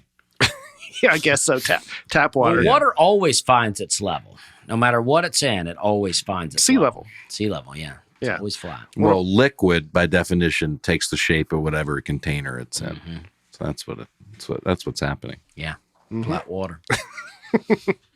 I thought Nebraska is the only triply landlocked U.S. state, meaning if you want to get to a body of water, you got to go through 3 states to get there. Wow. Oh man, it is right in the middle, huh? Talk about textbook middle America. It's right there in the center, dude. It's the bullseye of America. Well, I think Kansas is textbook middle America, but Nah, dude, Nebraska is what you think of. okay. When I say body of water, I mean an ocean or a gulf. I'm sure they've had One that people care about. Yeah. yeah, exactly. I'm sure they got a few ponds out there in Nebraska. We're talking real They had a water. lot of flooding out there a few years ago. Did they? From what? All that Some flat of those water. ponds. Water tower tipped over? What happened? Some cloud seeding going on out there. Mhm. Its capital is Lincoln. Most populous city, Omaha. I think That we can is guess that. just real quick about the cloud seeding, Yeah. and then I'll leave it alone. All right. But I'm sorry I brought it whenever people talk about weather manipulation, they always go, "That's ridiculous," and then we're like, "Oh, hey, we're cloud seeding. We're dropping stuff off in the clouds to cause rain," and you're like, "Oh, is that weather manipulation?" Yeah, I didn't even know this is a real thing. I've heard about ski resorts that can put chemicals to make it snow, Oh, I didn't know Yeah. that. but I didn't know it was a common thing. Anyway, that's There's what I'm something saying. about now I'm going to get off on this. There's something about nature though, and I know weather can kill so many people. So I don't want to be flippant about this, but in the world where we can do everything, I don't know, there's something I like about the fact that nature can still, you can have rainouts. Yeah. I don't know. I mean, I know this, I don't even know what I'm trying to say. When I watch a presidential inauguration and they're out there in the rain or whatever, there's only so much we can do as humans. Yeah. I don't know. I don't really have a point. Yeah. here. You Something- like the idea that ultimately we have to submit to a higher power. right? Yes. Yeah. Yes. That's what I'm And trying to say. There's something And beautiful about that. there is Yeah. something, you know, Yeah. and again, I don't want to be flippant You because ever I walk know, out in the ocean and you feel the wave come at you and you're like, this could overtake me at any time. It's a good feeling. Yeah. It's good to be reminded of that every now and then. yeah, I walk back in pretty quick. Didn't you get injured on the ocean? Oh, I did, but with a drone. Couldn't remember what it was. He also fell off a mountain. I did. I'm dude. I'm out here. I'm exploring the world, and it's letting me know it's boss. The 2 favorite stories: your story bombing at the farmer's market with your mom, So great. and you falling off the mountain are my 2 favorite stories. Dusty, I thought we were friends. No, I love pain and suffering. I love those stories from you guys. It's so funny Yeah. to me. That was in Kentucky that happened. One of those great mountain estates. That's right. That's right. Not going to happen in Nebraska. Nope. Flat water. All right, so Nebraska became a state in 1867. I'd heard of the Homestead Act, didn't really know what it was. They offered families 160 acres of land if you would go out there and build and farm on it for 5 years. Wow. Pretty good deal. Yeah. That is pretty good. It's Now- probably worth more now, huh? Flash forward, Bill Gates is buying up all that land. They used to give it to us. Go farm, make a life for yourself. Now they're like, nah, take that back from you. Well, I didn't say that in the thing I read, but I'm sure that's okay. I didn't know this. Sorry, guys. Yeah, it's okay. The Nebraska legislature is the only American legislature that's unicameral, meaning they have no political party affiliation. Like here in Tennessee, we have Republican, Democrat, whatever. It's just one party. In Nebraska? Mhm. Really? Just for the state legislature. They still have Republican, Democrat, Sure. U.S. But if you're running for the state senate, I think then you don't have a party affiliation in Nebraska? that's how I read it. Yeah. I like that Mhm. because you're like, maybe when you're voting for them, you've made a joke about this in the past, but maybe when you're voting for them, you actually look at what they're running on instead of the letter next to their name. Interesting. But you could also, never mind. Yeah. Yeah, it's the only state legislature in the U.S. that is officially nonpartisan. I like that. That's good. Good for Nebraska. Yeah. So when you think of famous people from Nebraska, who do you think of? Oh, I only know, Larry the Cable Guy. That's who I think of. Yeah. Yeah, he's probably up there for me too. I think Warren Buffett. Mm-hmm. I think of Peyton Manning yelling Omaha. Mm-hmm. Those are the top three. I don't know if that's a famous person. Peyton Manning yelling. Well, I'm just saying, Peyton Manning. I think of Peyton Manning when I hear Nebraska because of that. But I imagine there's more than that. Do you know why he yells Omaha or why he did? No. Do you? I looked at a clip and it's something about it's a 3-syllable, easy to yell with a mouthpiece in, probably. Yeah. I don't think there was any great reason behind it. I don't think he had some affiliation with Omaha. It sounds good, though. Yeah. It sounds good. I think Larry the Cable Guy, Warren Buffett, and I mean, this is kind of a given, but Tom Osborne, the longtime coach in Nebraska. Okay. Never heard of him. He was a legendary coach there. I like saying that sort of stuff because it is funny. There's a little bit of age difference with us, but it's like a Chuck Yeager thing. Yeah. You said this Tom Osborne guy, you're like, it's a given. And I really have not ever heard of him. And maybe I should have. That's maybe my own failing. But I just think it's funny that you'll say something like, we all know this. Yeah. And then I'll have no idea. I would admit that people of a certain age, unless you're a Nebraska fan, may not know Tom Osborne, but he was the legendary coach there for years when they were so good. And then he was so popular, he ran for Senate after he left and was a U.S. Senator from Nebraska for many years. Wow. So he's very well known in Nebraska. That's for sure. You remember, most of your childhood, Nebraska was great at college football, right? Yeah. The black shirts, all that. They were dominant. Yeah. And then, they've struggled a little bit last few years. They won 3 national championships just in the 90s. Yeah, it's crazy. It's crazy. Yeah. Now, just last year, so their football stadium holds 90-something thousand people. That's unreal. I know that a lot of these stadiums are like that or bigger, but that's so unreal. I mean, think about that. 90,000 people gathered to watch a football game. It's unbelievable. It becomes the 3rd largest city, in effect, every Saturday when they host a home game. The stadium does? Mhm. Oh, that's awesome. I like that. But last year, they did a Nebraska women's volleyball game there, and it set a world record for largest women's sporting event, 92,000 fans. Lincoln is great. This would be where all that's happening. Mm-hmm. Yeah, I just went to Lincoln. I'd never been to Lincoln, Nebraska. I really liked it. I thought it was a really cool city. I went to a cool coffee shop. I was only there for a day, so I didn't get to experience a lot. But I went to a cigar shop there that was open late at night, really great. And a lot of cities don't have late night cigar bars, and this was really fun. And then they had a cool coffee shop that I went to the next morning. Mm-hmm. And it was great. Yeah, I did some shows.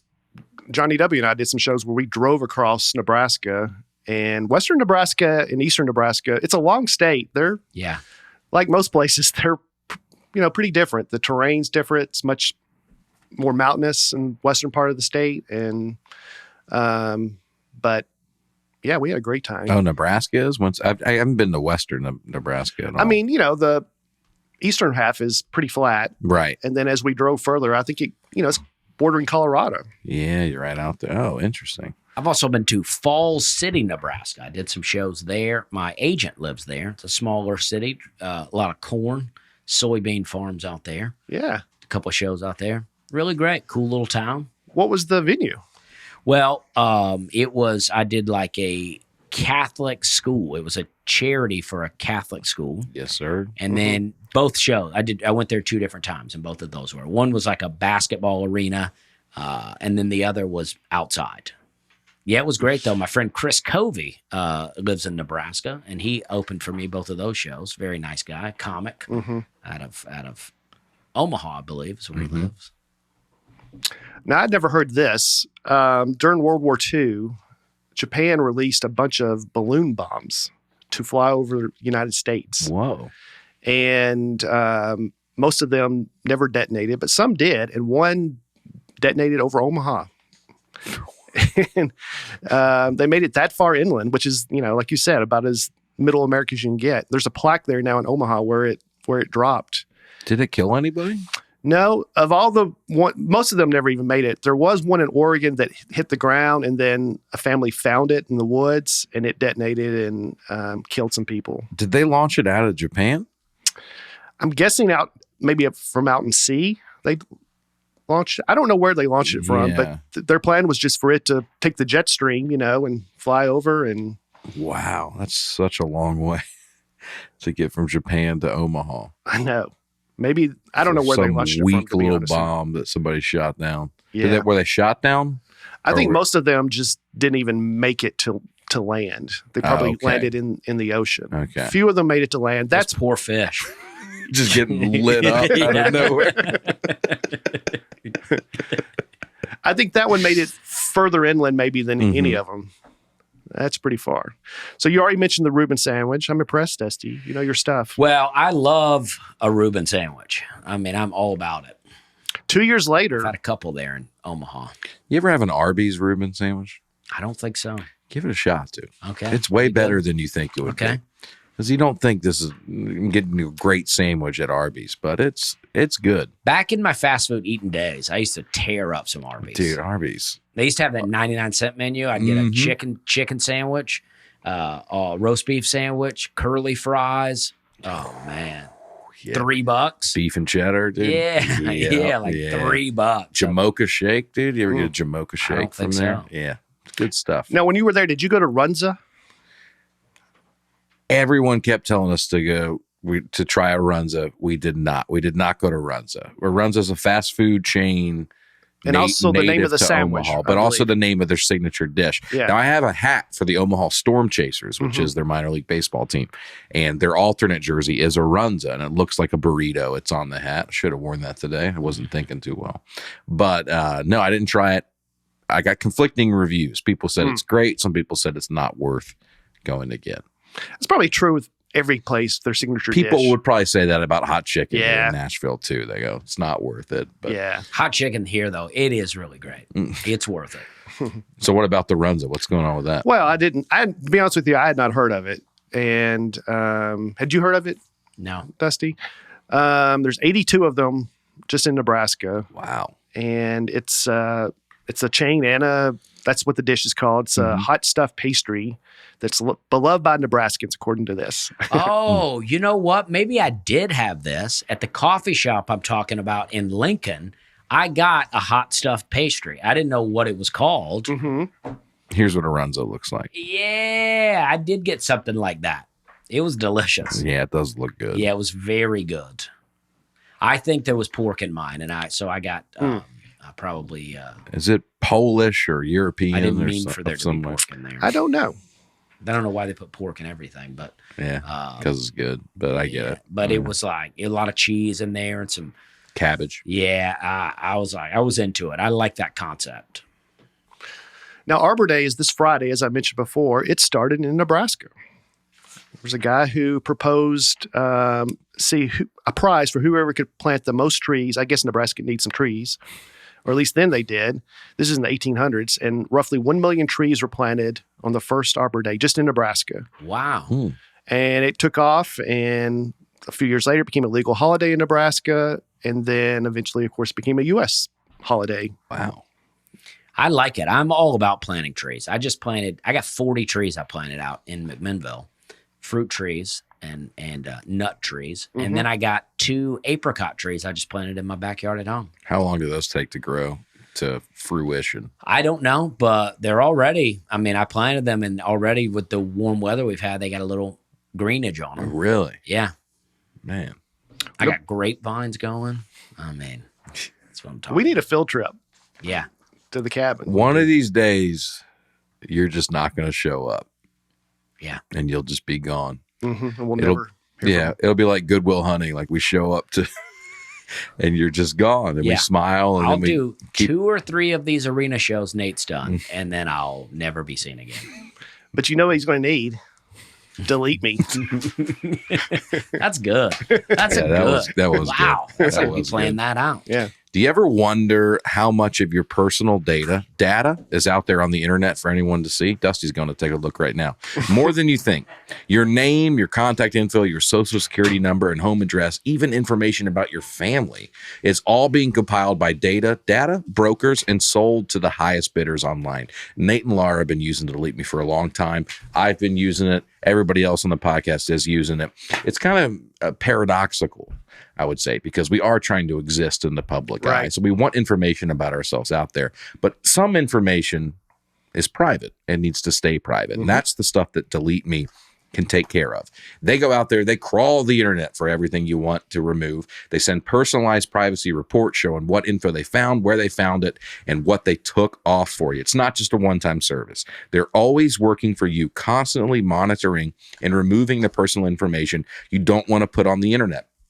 It is crazy. It's worth signing up just to see what is out there, because you will be surprised so much of your personal info is available and being sold and being passed around. You need to sign up for Delete Me. Take control of your data and keep your private life private by signing up for Delete Me, now at a special discount for our listeners. Listen in, I'm about to get technical here. Today, you can get 20% off your Delete Me plan when you go to joindeleteme.com/Nate and use promo code Nate at checkout. The only way to get 20% off is to go to joindeleteme.com/Nate and enter code Nate at checkout. JOINDELETE me.com/Nate. Joindeleteme.com/Nate. I spelled it wrong there at the end. But it is great. Yeah. Go check it out. Yeah. I've been using Delete Me. Mm-hmm. I've been, and then every once in a while, somebody from this podcast, some psychopath, will look for my information and email me and go, "Nope, found your house," and then we will contact, and then they'll get that deleted. Yep. So it's like there's so much out there. That's why it's important. That's not a one-time thing. They Right. keep working to find stuff. Yes. I don't use Delete Me. I use Find Me because I want people to, I've used that joke before, but anyway, I thought I'd try it again. It's a hot joke. I did just tell Leanne Morgan about it though, because, she was like, my information's out there. I said, you should try Delete Me. So There you go. Yeah. We're spreading the word. Yeah. we are. But Nebraska, with all the trees, it used to be called the tree planter state. Wow. You know what it's called now? Not that The Cornhusker state. That's right. wow. Yeah. Yeah, I guess they started getting more corn than trees, so they Cornhuskers, had to change the I had to name. bulldoze some of those trees, make room for that corn. A lot of companies headquartered in Nebraska. Warren Buffett's Berkshire Hathaway is there in Omaha. Berkshire Hathaway. It's one of my favorite names for you, Brian. That's is. right. You're right. Berkshire Somebody Hathaway. did call me that. I did a corporate gig for Berkshire Hathaway. Really? How much money did you make? It was okay. It was pretty good. Yeah, I would say so. I did in Maryville, Tennessee. I did it for him. I bombed for a while until they got on board with what I was doing. Yeah, I heard about this. Word got around. It wasn't that bad. I'm joking. It wasn't so bad people were talking about it, but it was fine. Union Pacific Railroads there, I think in Omaha. And you remember those. I do. When here's just a small company. All right, getting here's what I started. do remember. So Mutual of Omaha Insurance is obviously there. Yeah. When I was a kid, I loved this show called Mutual of Omaha's Wild Kingdom. It was this TV show where a couple of zoo guys would just go out and talk about animals. And I think his name was Marlon Perkins. And as a kid, I loved watching the show. Oh, I like that guy. I remember that guy from something, I think. And I mean, I would be so bored as a kid. I would just get our phone book and flip through the yellow I pages. think he was in Ace Ventura When Nature Calls. He might have been. I I don't know. Jim Fowler, that guy right there, was on an episode of Seinfeld. So, and he was also a regular on Johnny Carson. So anyway, I used to love this, but I would flip through our phone book and there would be an ad from Mutual of Omaha, just the insurance company. And I thought it was the Wild Kingdom show. So I'd ask my mom to take me down there to see the chimpanzees. But To Mutual of Omaha. they're in Lebanon. I thought they got elephants in the back. They should, though, just to get people in there. Yeah, it was a hot show back in my day. Oh, I forgot some famous people also from Nebraska. Adam Devine. Okay. I've worked with Adam, and he's a huge Nebraska fan. Wait, who's Adam Devine? You ever watch Workaholics? Oh, yeah, okay. Adam Levine? Yeah. I was thinking of like a singer from Maroon 5 or something. Adam Levine. Adam Yeah, Levine. and then you were like, I've worked with him, and I was like, oh, that doesn't make sense. Yeah. Yeah, he's mostly an actor. No, I now. mean, not that, but it just doesn't. No, Not it for doesn't none make of us. sense. to Yeah, make yeah, sense. yeah. Brian opened for Maroon 5 on tour. Well, that'd be That would be a hot show. Yeah. it would- I'm wearing their shirt on stage. Malcolm X. I think everybody would think he's from Nebraska. Is he really? Yeah, he was born in Omaha. No presidents have been from Nebraska, but Gerald Ford was born there. Moved shortly I saw a after. sign this weekend, his birthplace. Yeah. Well, that seems like he's from there. Well, he was born there, but he quickly moved to Michigan. I think Michigan. So Grand Rapids him. takes credit for him. Oh, I just went to the Gerald Ford Oh, I've been to Presidential Library there. Yeah. It was right near Dr. It's a- Grin's, the it's a comedy Gerald club. Ford Airport, too, I believe, in Grand Rapids. It is. Yeah. Yeah. And Dick Cheney was born in Nebraska, but then quickly moved to Wyoming. Not quickly, like let's get out of here. But he moved to Wyoming pretty young, I think. Like, let's beat it. He had to learn to shoot a gun. That's right. Yeah. He left his heart in Omaha, though. Yeah. And Terrence Crawford is the pound for pound #1 boxer in the world, Terrence Bud Crawford. And apparently, I don't follow boxing that closely, but he wears Omaha on his trunks, his boxing trunks, to kind of honor his That's hometown. cool. Yeah. So How about it? there's a few more. Nebraska. Yeah, I don't know him, but I don't know a lot about boxing, so it makes sense. Yeah, I don't either. Oh, some more here. Godfrey, comedian Godfrey, was born Really? there. Yep. I think of him as such a New York guy, you know. I think Yeah, I he. just saw him the other day, Really? actually. Where? When I was in LA, I ran into him. Very nice guy. He is nice. Yeah. L. Ron Hubbard. Really? Really? All right. Yeah, I'm sure everybody would think How Nebraska. about it? The most Yeah. prolific author of all time. Is that right? Yeah. Um, That's true. What does that mean? What does that mean Prolific in exactly? terms of the amount of books that he wrote, Oh, because he would get paid by the word for some of these book deals. So it's just all Wow. so verbose. He wrote dozens and dozens and dozens of novels, I think, before he got into the Scientology stuff. He was just a science fiction author. I did not know that. Yeah. He's really done well for himself, that guy. Yeah, he's dead now, right? Well, he's Debatable. he's left his earthly body, they say. Okay. Are they preserving the body? Are they, I don't know what happened to the body, Okay. but It's on a He's spaceship gone. somewhere. he's gone. Hillary Swank is from Nebraska. Did you guys ever seen the movie Boys Don't Cry? I don't think I ever saw it. I think that's what kind of made her. I think she maybe won an Academy Award for that movie, Mhm. and that was set in Nebraska. I think I remember her best for the movie Next Karate Kid. Mm-hmm. Yep, she was in that. $1 Million Baby. Oh, that's a good one. Yeah. You know Hillary Swank, right? Yeah. Do you know Next Karate Kid? That was when it was No. no longer Ralph Macchio, and it No. was one movie Mhm. with Pat Morito. still Pat Morito, Yep. and I liked it when I was a kid. Yeah. So now I watch Cobra Kai, and they have worn out every previous storyline except her. I know. I'm hoping next season she comes back. That's all that's left. That would Yeah. be fun. Yeah.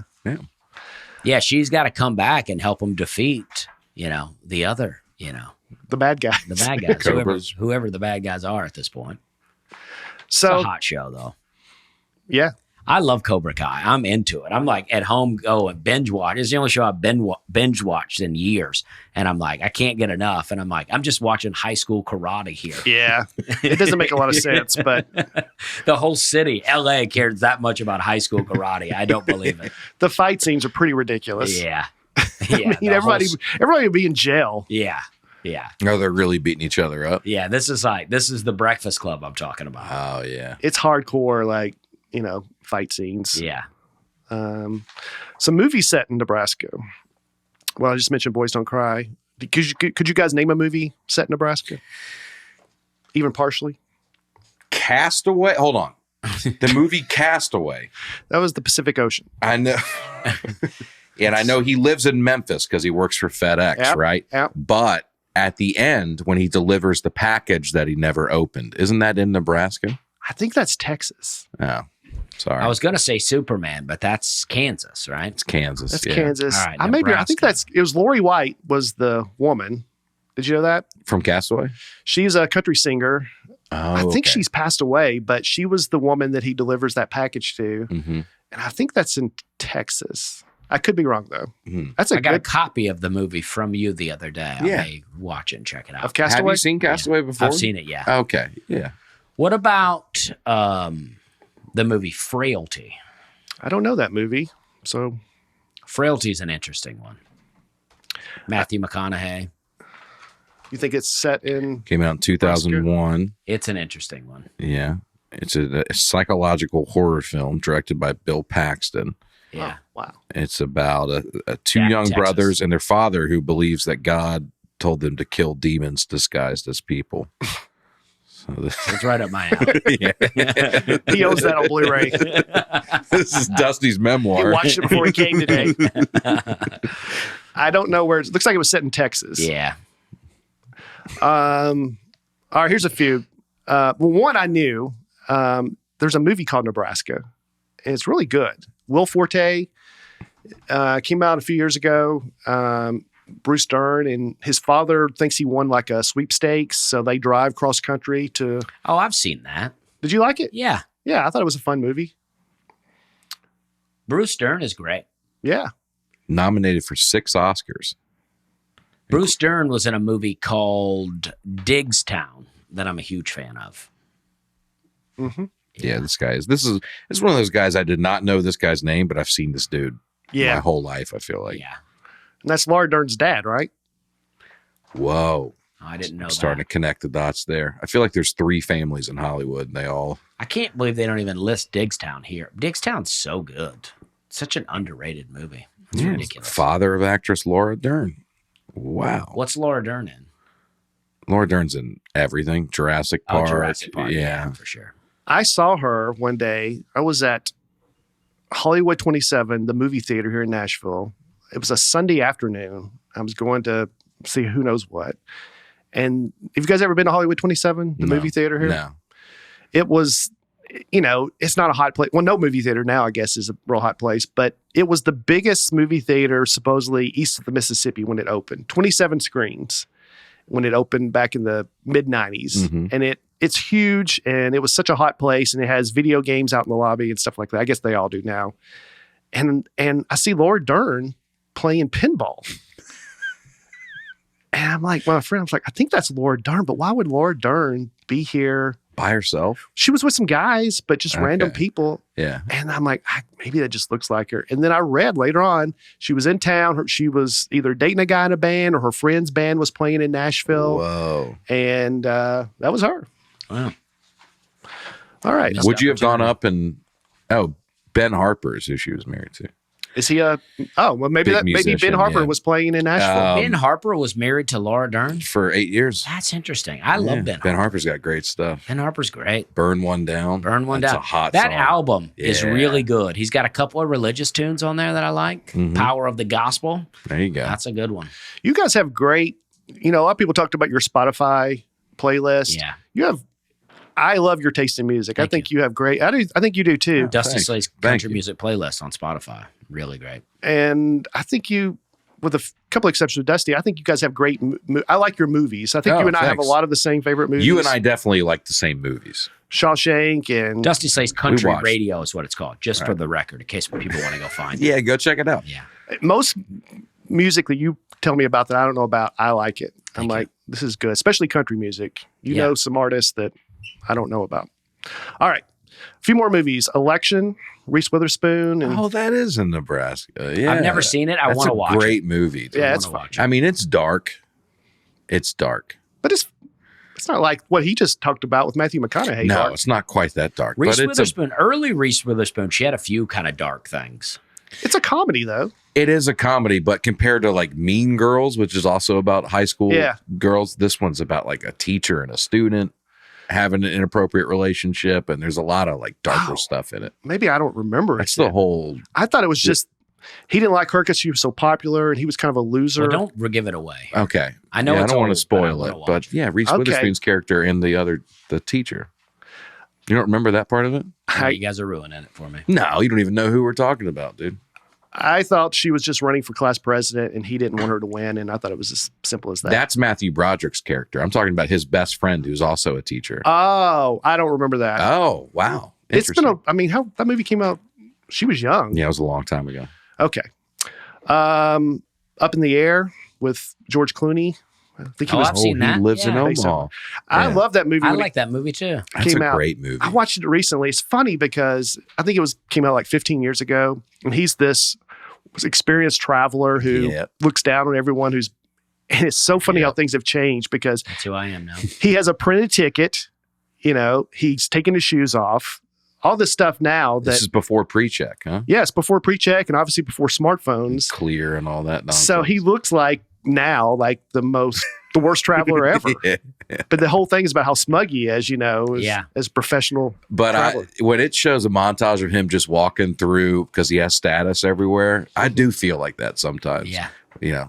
Boarding early on Southwest. That's my little form of that. What a great movie that is. George Clooney's awesome. He is awesome. He's from Omaha too. No, he's not. Sorry, I was trying to tie it back in. I was like, whoa, how did I miss that? I flew home yesterday on Southwest. There was like 40-something people on the entire plane. Wow. So you get a whole row? Yeah, everybody got a whole. Well, let me ask you this, though. Everybody could have gotten a whole row. Would you choose your own whole row, or would you choose, if someone's in the window seat, and would you choose an aisle seat just to be further up? Or would you just choose to go back a little further? No, 40 people, you're going to deboard quickly anyway. I'll take a whole row. I'll sit in the middle. Mm-hmm. I did that last week. Sat in the middle, just spread out a little bit, dude. I think if it's that empty, you're a weirdo for sitting next to someone. If everybody can get their own row and you sit next to someone, even if there's a space in between, I think it's too much. Because I saw people do that, and I'm like, man, I think I would spread out a little bit more. Mm-hmm. Yeah. And if the lady, I saw the lady in the window seat, and then somebody sits down in the aisle seat, and she kind of looked like, we got the whole plane here. What are you doing? But at this point, what are you going to do? Uh-huh. And we got on, and they announced the captain doesn't want anyone sitting in the first 20 rows to spread out. And we'd already sat down, and nobody moved. And then they never said anything again. Yeah. Wait, he's saying what? He doesn't want anybody in the first 20 rows to spread out. What does he mean? I'm sorry. I said that as two sentences into one. He wants us to spread out, so he doesn't want anybody sitting in the front 20 rows. He wants to balance the plane. With the weight. So he wanted, if you're in the first 20 rows, he wants you to move back. That's how I took it. Maybe he just meant everybody who's still getting on the plane. He was a really fat pilot. Yeah, so it's like, you're like, you want that. But that ain't what you're going to get. But bottom line is they wanted everyone to spread out. But everybody still kind of congregated closer to the front. Of course, yeah, you're going to. Yeah. So anyway, and then they announced the A1 through 15. There was nobody bought the, so the first number was A16 on the whole plane. It's just wow. I sat on the plane for an hour waiting to take off this weekend because they go, well, just letting everybody know we're waiting on maintenance to come up here. The pilot, my headphone jack doesn't work right here. So that's how we communicate with air traffic control. So we're going to wait. Hopefully maintenance can come and help us out. So I'm going to sleep. So I go to sleep for like an hour and I wake up thinking I've slept through the whole flight. We're still sitting there waiting for this headphone jack. You stand up, start walking off. I go, just put it on speakerphone, dude. We don't care back here. And they eventually just go, we'll just figure it out. And they took off. When you're like, well, if it wasn't that big of a deal, why were we sitting on here for so long? I got delayed so much yesterday. I sat at the airport like 4 hours. It just was like, no reason. They don't tell you. In Cleveland? Now in Charlotte, I flew from Cleveland to Charlotte, and then I just kept getting delayed. When it's that close, it's frustrating because you're like, Yeah. I could have almost gotten here driving by know. now. A few more movies. Boys Town. Do you know that movie? I got the backstory from I should shout her out by name, Colleen Quinn at the Omaha Funny Bone. Great.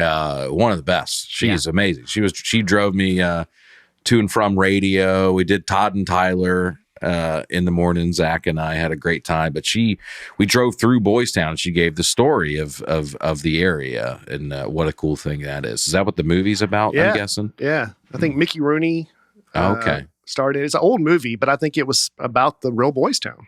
Yeah, it's a section of Omaha where I'm going to do a terrible job telling the story, but they take care of Boys. Man, I feel like I've seen the movie. That is powerful. Yeah. I mean, they do a good job. Yeah. They do a good job. About Schmidt. Did you ever see that movie? Oh yeah, About that's Schmidt. a great one. Mike Jack Schmidt? Nicholson. No. Uh-huh. It is a good movie. I love that one. He's a retired salesman, and I think he's just having a hard time fitting into retirement life. Well, he retired. Yeah, they kind of forced him out, didn't they? Yeah, well, he retired, and then like his wife dies right after that, and they had bought an RV, and they were going to travel all over. And then like what's great is like the beginning of the movie, he's talking about how much his wife irritates him and how he just hates her smell and this and that. And then his wife dies, and then he's like real sad by it. And then he tries to go back to his job, not to go back to work, but just to like see if the new guy needs any help. Right. And he's like, nope, I got it. Enjoy your retirement. So he just like now is like alone and feels useless. Yeah. So he just kind of takes the RV on his own, and it gets a little wild. He gets into some stuff. Kathy Bates is in it. Yeah. That sounds like a fun ride. Yeah, it's pretty fun. Alien versus Predator. Also based on a true story. I haven't seen Alien versus Predator, but apparently it's set in Nebraska. It seems hard to believe, but I haven't seen it, so I don't know. Aaron was Playing footsie. footsie. Yeah. I was supposed to say, you're washing your hands of that comment. I was like, I don't know what I said inappropriate. Some other things invented in Nebraska. Kool-Aid. Oh, Whoa. that's where the Kool-Aid guy's from. It was invented by a guy in Hastings, Nebraska. They did say there was a Chef Boyardee statue in Omaha, I guess. Oh, I would have looked for that. Yeah, that's why I looked at you like, I'm sure you saw that. I did go to Shields when I was there. Yeah? I went to Shields. It's pretty wild. The Ferris wheels going off in there. I had been Is to that what the outdoor store is that we talked about that one time? Yeah, and I had been to one in Des Moines, I think, but I hadn't been to the Omaha one, which feels like the flagship store. It was packed in there, and a Ferris wheel going off, and people eating, and they got pets in there, and it was crazy.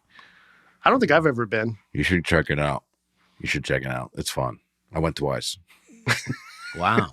We went. I had to return something. No, you mentioned the Omaha Zoo. It is like one of the top zoos in America. They claim number one, but I've heard a few places claim that. Mm-hmm. Columbus and San Diego. What was is there a big display at the Omaha Zoo?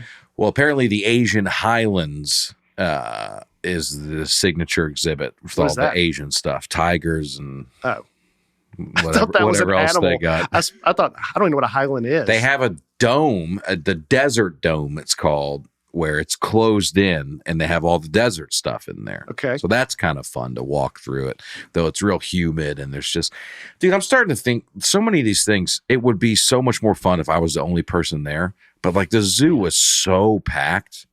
I mean, that's the real zoo, let me tell you. Yeah. There's just like maybe 100,000 people in there walking around, so packed you can't walk anywhere. Well, there was a Instagram thing going on for a while where it was like what you see versus reality. Yes. And it was kind of like that, where it would show the zoo and then reality is like just people everywhere. Yes. Or like the Mona Lisa, and then you back up and it's a million people trying to look at it. That's what it felt like. Yeah. You can't even walk quickly through it because it was so just like traffic jammed full of people. Were you there on a Saturday?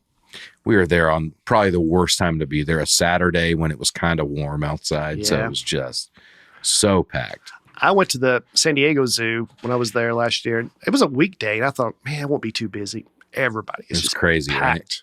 Yeah. Nashville Zoo's like that. I'm like, how are all these kids out of school? But they're field trips and I'm also just an adult without a kid going to these places. A lot of these places, like if I had a kid with me, this would be unbelievable. I'm sure, right? Which I will soon. But but I push Eleanor in a stroller and you can't get up close enough to the animals because there's so many people. Now, when she gets older and can walk on her own and I can hold her up, but sure. She was so young last time we went, you know, and the animals, they don't cooperate.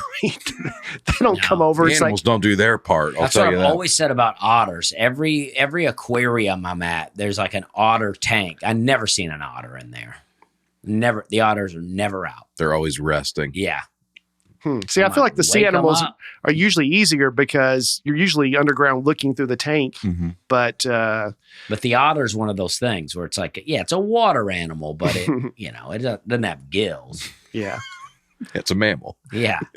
most of the animals, they're sleeping in the back of the thing. And you're just looking at other people to try to figure out I do that. I'll walk up to exhibit and I'll just look to see where the other people are looking because I don't see anything in there. And they're like, oh, there it is. Mm-hmm. I act like I'm there all the time. That's why I just go to the Bass Pro Shop here at Opry Mills. There's a few fish there that you can look at. It's good enough for Daisy.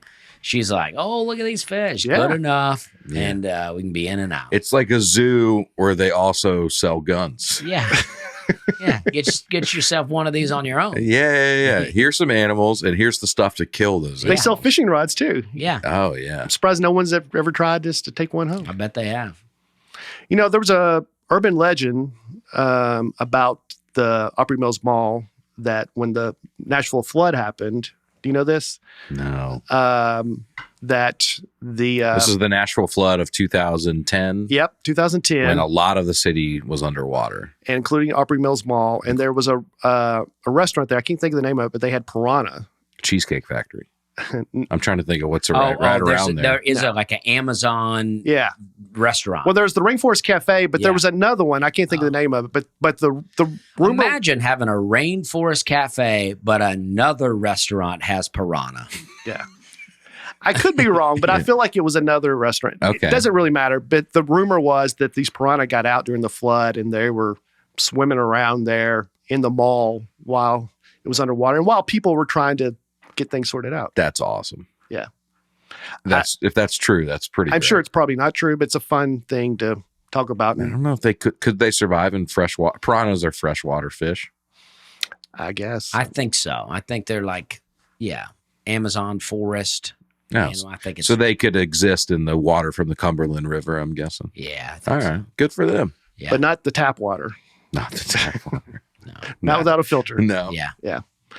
All right. I feel like we need to cover Nebraska I think very we thoroughly. got all of Nebraska covered. We don't need to ever mention it again here No. on the podcast. Never. No. What else is there to talk I would about? like to go check out Western Nebraska. I feel like Eastern Nebraska gets all the love because it's got Omaha, it's got Mhm. Lincoln, Sioux cities up there. I want to give Western Nebraska a shot. If you live in Alliance or Scotts Bluff, Scotts Bluff's where I went. yeah, if you live in one of the, I'd like to come visit. So, yeah, or Chadron or Valentine, I'll see you there. I'm coming. Yeah.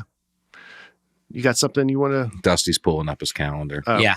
Yeah, what do you got going on this week? Where are Well, tonight, I think this is a college gig, so I don't think people are allowed to come there. But my friend was like, I got some buddies coming to see you. And I was like, I don't think they're allowed to come. And he goes, he told me that, he goes, I heard they didn't sell enough tickets, so they opened it up to the public. And I'm like, it's a college gig. I Yeah. don't think they have tickets. Yeah. But that's what he said. It says free exclusivity for PSC students. So I'm guessing you can't come. What is PSC? Pensacola State College, Okay. which is where I'll be tonight. Yeah. So I don't know. I've done college gigs where they just opened it up to the public. Okay, so I don't know if you're allowed to come, but I told my friend, I mean, this is how college gigs go. They pay me a flat rate, and then the students are allowed to come for free, and then none of them come. I mean, that's how these gigs go. And then I go on Thursday and Friday, I'm in Panama City Beach. Both of those shows are sold out. So people are trying to get tickets to see me in Panama City. Meanwhile, students for free in Pensacola won't come. Couldn't care less. And then Saturday, I'm at the Tampa Theater in Tampa, Florida. I don't think that's sold out yet, but it is getting close. It's gonna be hot. I always have a good time in Tampa, so get some tickets to that. It's a great theater. Gonna be a lot of fun. Now, are you flying into Pensacola? Yeah, I am. Yeah. Yeah, it's a fun little airport. Is it? I mean, I've been there twice recently, and it's small, but it's just a nice, easy flight down there. I'm flying in, and I got to tell you, I've been renting cars lately. Yeah, how's it been? It's great. But didn't you have a little dust up with Enterprise? Well, just at the Nashville airport, I was so mad. I tweeted about it, and then I was like, "Nah, I'm going to take it down." But I'm used to I've been renting cars at the airport. I check in ahead of time. I just go up, show my thing. They go down that section, sir. get a car. Yeah. So I show up on Friday to Nashville, and I waited in line, not at the counter. I checked in, so I got past the counter, 20 minutes in line to get them to take me to a car. It's unbelievable. Oh, you drove to Louisville and Cleveland? And I drove to Louisville, and then from Louisville flew to Cleveland. Oh, I see. So you rented a car. It was like ridiculous to fly to Louisville. It was like leave at 5 a.m., get there at 12. It was like I had to go all over the place when it's a 2.5 hour drive. So yeah, I rented a car, drove to Louisville. It can be frustrating, but when it works, it's great. Yeah. I mean, the rest of the experience was great. I rented a car in Cleveland, had to take a shuttle out to The shuttle's the worst. It's like that you go, where's the rental car thing? They go, oh, it's a shuttle, 20-minute shuttle out to an island. Yeah, you're outside of Cleveland. You're in Michigan. yeah, that's where the cars are. Yeah, some of them are so far away. You tweeted about that someplace. You were like, am I even in the same town? Yeah, it's crazy. I'm sorry, were you? I think that's it. I'm in. And then, next week, though, I am in LA, and me and Hannah are going to do our podcast, the We're Having a Good Time podcast, live at the Comedy Store. It's awesome. Yeah. So that's going to be great. Get some tickets to that. Friday, LA at the Comedy Store, because my shows, doing 2 shows on Friday at the Troubadour, are both sold out. Boom. So if you want to see me, come see me at the Comedy Store on Friday. And me and Hannah, a little Bible talk. Yeah, well, I doubt it, but probably leave that portion of the podcast out. There's a place that needs it, though. Yeah, that's true. I may do a little stand up on the show to open it, and then because there's some jokes that me and Hannah have both had a hand in writing for myself, so I thought it'd be fun to kind of do some of those jokes, and then we can talk about. Is Hannah going to do a set? I doubt it. Yeah. We're pushing her. Hannah's very funny, so you should check her out. She has some very funny videos on Instagram, and that's true. Yeah, she's great. Her Instagram channel, Hannah_Slayish, has been doing very well. She's had several videos. She has one video, 6 million views. Now it makes me jealous. Her latest one is almost at 2 million views, and it took me, I can't tell you the amount. I had to do a Tonight Show, a Comedy Central set. I was doing David Spade when my Jimmy Kimmel Live. When I reached 10,000 followers on Instagram, she's at 12,000 now. Yeah, she's about to lap you quick. Yeah. This Saturday, I'm in Fairfield, Connecticut. My first time ever to Connecticut. Yeah, and you're gonna want to leave quick. I'm just kidding. No, I'm just kidding. Well, we'll see. It's beautiful. Everyone's great. We shall see. I'm at in Fairfield, Connecticut at Fairfield Comedy Circle, doing 2 shows there. So please come to that. If you're in the area, please come, because who knows when I'll be back. I don't mean that just means I don't know who will have me. But, yeah, sure. And then May 10th, I'm in Chehalis, Washington at McFiller's Theater. McFiller's. This place is a mouthful. Chehalis, Washington. I know. McFiller's Comedy Club. I know it is, but Washington is great, though. Yeah, it's about halfway between Tacoma and Portland, 2 places I've just been, but come in and split the difference. Yeah, if you're like, I don't want to drive an hour either of those directions, just come to this. Yeah. That's great. This weekend, this is Aaron Weber speaking, by the way. I'm in Atlanta, Georgia at the Punchline. All right. All weekend, April 25th through the 28th. It's like 14 shows. It's like 6, I think, but it's going to be a lot of fun. So Are you come doing out. that 3-show Saturday? No, we're doing Thursday, Friday, Saturday. Well, maybe it's only 5 shows. I don't know. Punchline used to do 3 shows on Saturday, 6, 8, and 10. Right. So come on out to see us in Atlanta. And then next week, I'm in Tulsa, Oklahoma at the Looney Bin, the newly renovated Looney Bin that you've been to, right? Yeah, and I loved it. Yeah, I've heard nothing but great things about it. I'm throwing out the first pitch of the Tulsa Drillers game there. All right. Really get some buzz going in the city. That's what I'm planning on. And then next week, after that, I'm doing the Netflix as a Joke Festival too. I'm doing a much smaller show than Dusty's doing, but I will be at the Hollywood Improv May 8th. That's like a Wednesday night. So it's a small room. I'm trying to sell it out, but come see me at the Hollywood Improv at the spot. Netflix as a Joke Festival. You know, the lab at the Hollywood Improv is what they modeled the lab at Zany's after. Yeah, same logo. Oh, I did not know that. I'm going to become a lab guy. I'm just going to do the lab in every city I go to. Yeah. Awesome. Thank you, guys. We love you all. Yeah, I think Nate's back next week. Yeah. It's all good vibes here. Yeah. Just good friends hanging out. We're having a good time. There it is. Boom. Yeah, Dusty Land. Yeah, this is great. Thank you, guys.